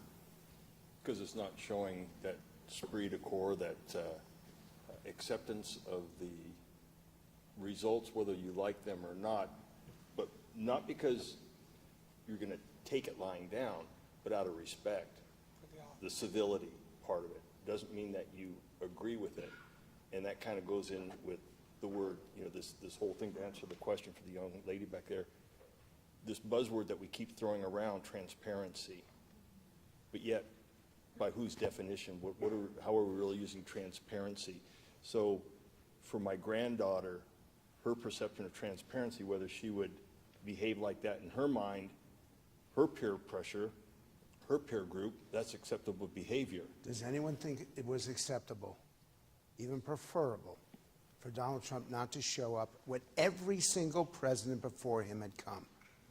Okay, let's just start with how much respect was shown to him throughout his entire presidency. Why does that matter? It matters because if he is being disrespected with BS investigations throughout his entire presidency, and he's censored off of social media, or his posts are censored, why should he show respect to those people that were doing that to him? See, I disagree with you completely. That's fine. And I'm not trying to be rude, but the reality is he sat in the highest office in the land, the most powerful position in the world. Donald Trump, as much as I voted for him twice, if he gets you, I will vote for him again. I liked what he did. As a president, he managed, even with all the things were hamstringing, he got a lot done. But that office is bigger than him. And he should have showed up to set the example, because what you said is perfect. Sports analogy. You have to expect if Mahomes had gone out there and kicked, who was that Eagles guy that lost? Jalen Hurts. Yeah, Jalen Hurts. Yeah, that guy. If he'd gone out there and kicked him while he was down, what example is he setting right there? That it's not the example that should be set. Donald Trump is Donald Trump. He's bombastic. He says what's on his mind. He's a New Yorker, true and true, all the way through, and that's how New Yorkers act. And in my experience, whenever I've run across them, that's just who they are. But it wasn't good for his. Red herring. We're talking about one day he doesn't show up, and that's insulting. Let's talk about, if you want to talk about president's behaviors, No, I'm asking we'll you a start simple talking about question. The Biden's single behavior most- and his son's The behavior. single most important day in our 81 million democracy, people voted for him. in our democracy, the most important day is the peaceful transfer of power. We have our students I here. think it was a dark day, not an important day. It was a very dark day. And he for did our something that no president has done. He didn't even show up. And And you think that's okay? And in the You think 2 that's years- okay? In the 2 year, You think that's okay, Will? you know. Yes or no? Your kids are watching. You think that's okay? I got to put myself in his position. No, I'm asking you, is it okay? It's a simple yes or no. Is it okay that I the can't president answer doesn't for show him. up? But for me, if I had been treated the same way and I had been impeached 3 times with a bunch of Why baloney- can't you just say that what he did was wrong? I guarantee you my kids aren't watching and worried about that, but what they do remember is the president's son smoking a crack pipe and all of the pictures of prostitutes. That's what they remember. They don't remember. I didn't even remember whether or Trump, but a president's son doing that, they know those pictures on the internet. Trump was demonized enough. We can't just say that one day is the most important thing. It was 4 straight years of every single thing he touched or said was considered just the evil and let me ask you racist. this. I appreciate the conversation, but I have a question that's not related. Troy, I believe your name is. I'm sorry to put you on the spot, but no. So I noticed at the start and in the middle when you guys were asked, did Donald Trump win the 2020 election? You didn't raise your hand, and you also did not raise your hand when you were asked if Carrie Lake won this election. What do you believe election fraud is if it's not? Well, what do you believe it is if you don't believe that the results of the election were changed by it? Well, the definition of fraud is basically, we all commit fraud daily. I mean, that's just what fraud is. But I'm an independent. I don't join gangs. I don't join the Crips or the Bloods, the Dems or the Republicans, either one. And I was a poli-sci major in school. I've been to 45 countries. I've been to numerous communist countries. Was in Russia, was in Romania under Nicolae Ceausescu, all this. So I understand how it works. I think our biggest problem is we've decided that the 2-party system is best. I think it's wrong. I think we vote for people, not parties. I think humans by nature like to be tribal. If I'm a Redskins fan or Commanders, whatever you want to call them, I'm going to hate the Cowboys, etc. I'm against all of that. Let's find commonality and let's sort of try to find what we can agree upon. I talk to Republicans and Democrats all the time, and we get along fine because we don't agree on everything. You know what? When I go to Quick Trip, I bet the drink I get is not the one you do. But we also don't have 2 drinks to choose from, nor do we at Cheesecake Factory only have 2 things on the menu. So I kind of see it a little more globally, and I think we're just ripping ourselves apart by deciding that we're going to be divisive. I choose not to be divisive. And that's a good point in terms of going forward, because it's critical that we're not having a discussion that is as if there's only 2 choices. There's only right or left. Donald Trump won, Donald Trump lost. We really need to look at the whole election process. And I would separate the local election versus the national, because you're lumping things together that don't belong lumped together. What do you mean by that, ma'am? Well, I'm saying you have a representative from Georgia here, and that doesn't tell me that all 50 states resolved any election questions satisfactorily. And it doesn't tell me that you know that there was a win within 1 million points plus or minus. It doesn't tell me what processes you routinely use. It doesn't tell me what you're going to do in the future to improve routinely elections and confidence. You're not telling me what you're going to do to change social media and the emphasis and the change that social media has impacted on our discussions. You're not telling me what else we can do in order to deal with artificial intelligence and things like ChatGPT. Because we can't do everything at one time. What you're asking of them is not fair. What you're asking of them is to heal the world. You're asking them to challenge the Constitution with social media, which I get. But we got certain rules. It's called the Constitution, which is freedom of speech. He's the Secretary of State. He's the supervisor. I'm not picking on a Well, I particular didn't think you individual. were. I'm saying in What- terms of the questions we need to ask, we need to elevate the questions in terms of the presidential And elections. how can we elevate it if we don't even believe in those elections? Don't we start with the crisis at hand and then move from there? Don't we start with the doubts and the distrust? Some of the questions and answers have been helpful in that regard, but there are others where it's a specific example to a very large generality. Let's go to one of the students. Yeah, so I'm a student here, but hi to all the reporters and Supervisor Gates who recognized me for all the press conferences I was at during 2022. So I reported on this election. I was at MTech during the election process and all that, and I've worked in conservative media for the past 3 years. So I sympathize with the concerns here. I understand it. But my question to you guys, and I really am, honestly, this whole process has confused me when I see, when it comes 2022 and Carrie Lake contesting her defeat. She's entitled to go through the legal process, all that. But, you know, in the primary, you had Karen Taylor Robeson. She won 43% of the primary vote, right? And then you had Carrie Lake, who, you know, won the grassroots, got 49% of the vote in the primary election. And then immediately after that, started to go after maybe more moderate Republicans, more disaffected voters, correct? And I don't think anyone's going to dispute that. Now, that race in particular came down to a certain number of votes, right? So limited number, enough where people are now doubting the election results. So what I'm curious about is, do you guys think that there was not enough disaffected voters or moderate Republican voters who decided, hey, I'm not going to vote for Carrie Lake or Blake Masters, but I am going to go vote for Kimberly Yee, David Schweiker, and every other moderate Republican down ballot? So what are your guys' thoughts? Do you believe that it was fully rigged, or where were the moderates at? That's my question.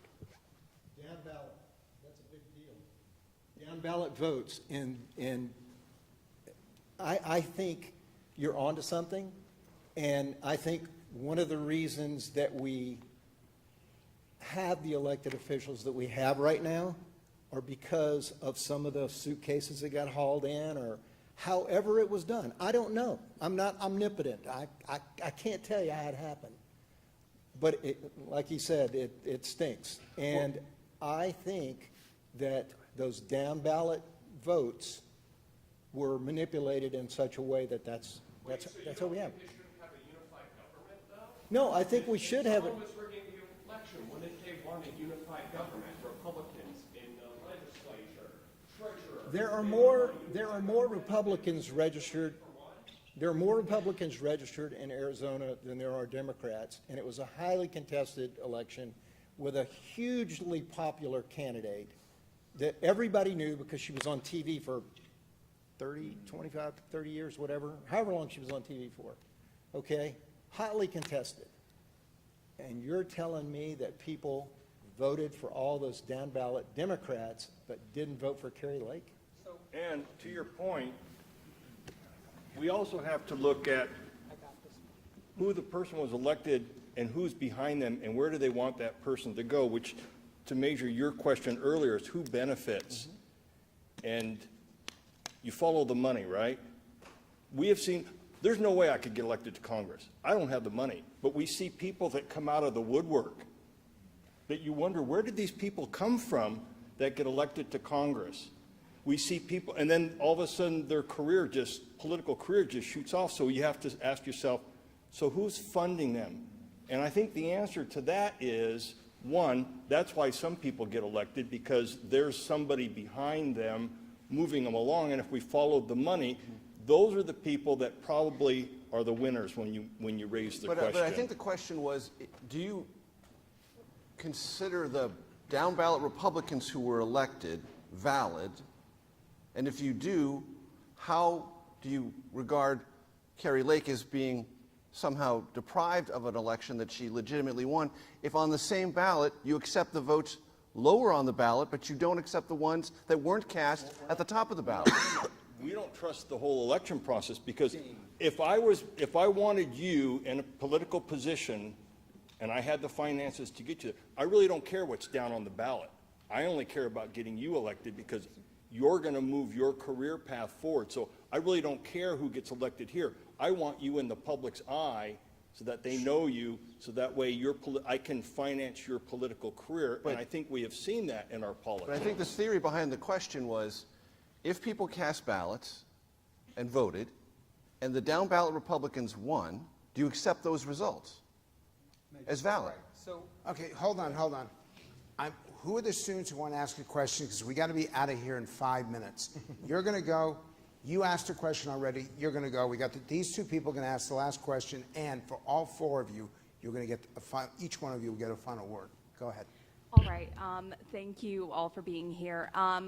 To preface my question, I'd just like to address exactly where we are. So we are in the Walter Cronkite School of Journalism and Mass Communication, and I think it's important to bring up Mr. Cronkite's legacy when we're thinking about the state of our politics today, because Cronkite was known as the most trusted man in America, and as we can see now, everything has become completely polarized. It's like people on both sides, they're getting different facts, so it's like we're not even debating like the same fact set as opposed to when Mr. Cronkite was having his career. So my question is, do you think that there will be a time when our country can like let go of this polarization and come back together to become the United States of America as opposed to how divided we have become? Mr. Secretary. Well, I think everyone said that the polling up there, truth was number one. And really what it gets back to is the essential issue of character. And it really gets back to character of the individual, but then you also have to have a cause. And so I'll go back, and it dates me, but Reagan had a cause and he had character. When they come together, they cannot be separated. If you separate character from a cause, you'll end up with neither. But you pull them together, you'll have a great cause. And I'll tell you right now, where we are in America is both political parties are looking for that next great one, whoever that is. I haven't found them yet. If I do, I'll let you know who it is. If you do, give me a call.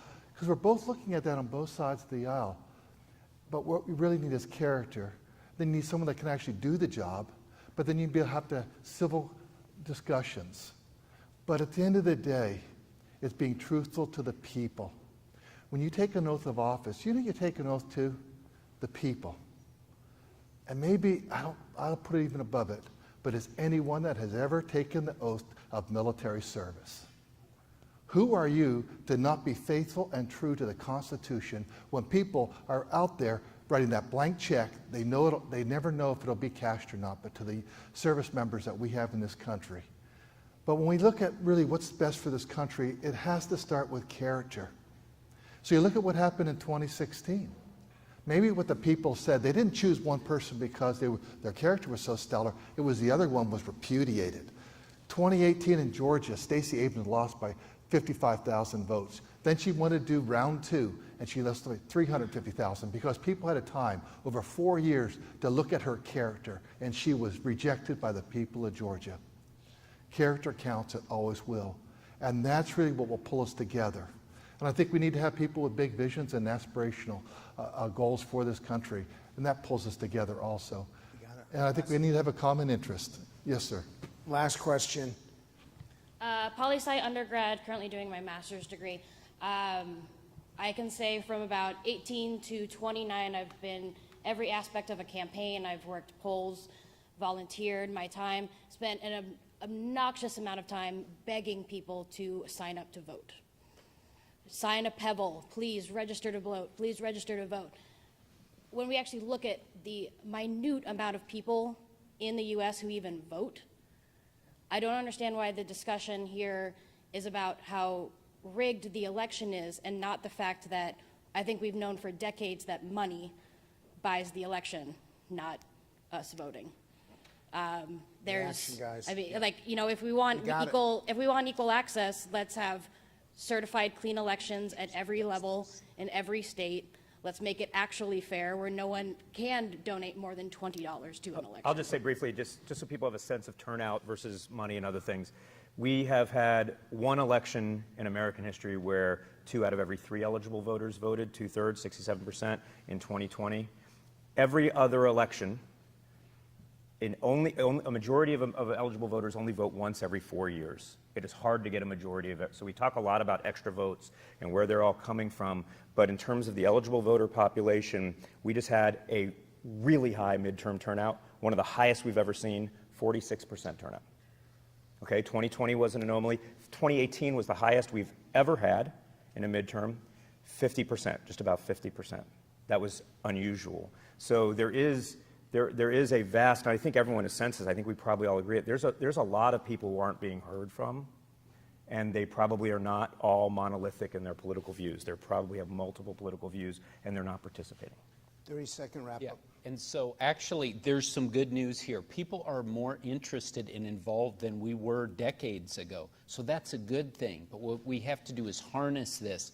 And I do want to say one thing for the Arizona folks. Okay, again, for this conspiracy to have occurred that we've heard about, it literally would have taken hundreds, if not thousands of people. And remember what I said in the beginning. It's your neighbors, it's your family members who are running these elections. And finally, Kari Lake had a 2-day trial in Superior Court, got to put on evidence, got to put on witnesses, testified under oath.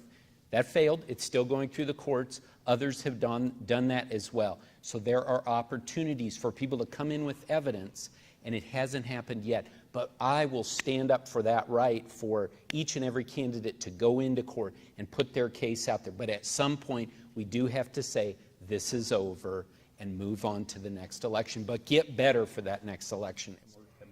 30-second wrap-up. Well, in Georgia, coming out of the 2020 cycle, we did extensive reform. When I ran back in 2018, I said we need to move away from signature match because it's subjective. I said we need to go to an objective criteria. We've used now photo ID. We use driver's license numbers. And by doing that, we think we've elevated security and also confidence. That's something that's being used in Nebraska, Kansas, even Minnesota. So it's not a red state, blue state, it's an objective criteria. And so we've done reform on that.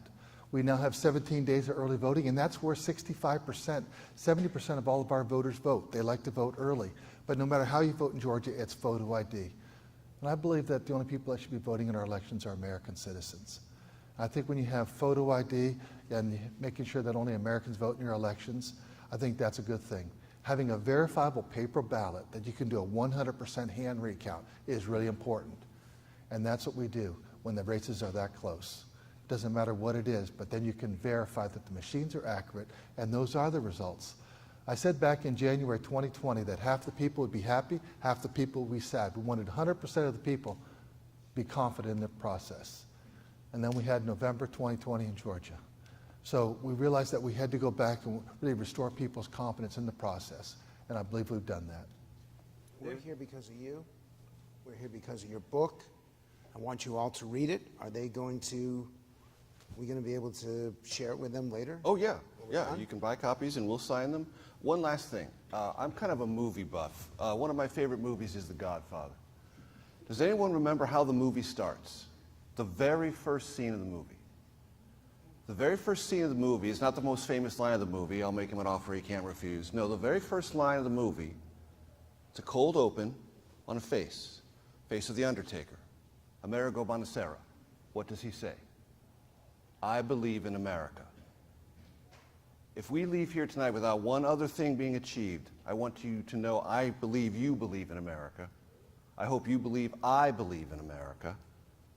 Let's keep this conversation going, and let's keep believing in this phenomenal experiment that we have called America, because I believe in it, and I believe you believe in it too.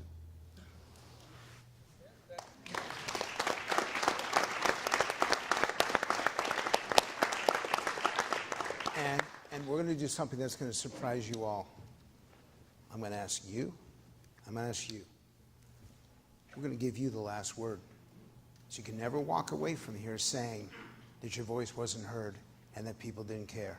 So you, Blanche, so I'm going to go with you first. How do you want to close this? I think it was a great discussion tonight, and obviously appreciate all of the guests. And what we need to realize is that there's a reason there's so much doubt. You know, we see it. We see it in the media. We especially see it in social media. And, you know, we say we're in the First Amendment Center or whatever this is called. But in today's world, does the First Amendment, freedom of speech, really exist anymore? And that's what a lot of us see. That's why a lot of us are frustrated. You've heard people bring up the Hunter Biden laptop. You look at all social media, from Facebook to Twitter before Elon Musk and all of that. If you say something that they don't believe in, you get shut down. So that's where a lot of that frustration comes from, and I'll leave it at that. And not here. None of you were shut down. Last word, but we got to get out, so be quick. Well, first of all, I just want to thank everybody for coming out. This has been a fantastic experiment. Again, like I said before, we are all Americans. Whether you're Democrat, whether you're Republican, we're here together for the same cause, which is our country. And we need to know and understand that. It doesn't matter our age, our demographic, or the color of our skin. We are Americans, first and foremost. And we need to remember that, because people from other countries come here clamoring for what we have. I've seen it firsthand. I've lived in South Florida. I've had Cuban friends, and they come here for that. And I feel like sometimes we take it for granted and we want to throw it away for what other countries have. No, they come here for what we have, and we need to remember that. And as tough as this conversation was, no one's running out. Nope. So I urge you guys to interact with them. I urge you all to interact with them. A couple of you have to disappear right now, or they're going to miss their flights. But I can't think of a better place for this to be hosted than at ASU in the Walter Cronkite Journalism School. I grew up with him. I remember him. We all trusted him. And someday, I hope we can have that trust again, to the people who tell us the news, to the people who lead us, who are the focal point of the news, and to our friends, family. Because I'll tell you something, there's a lot of stuff that was pretty bad back then, but Walter Cronkite did represent what was best about America, and to be right here, right now, is perfect. I want to give it to you to close. Thank you, Frank.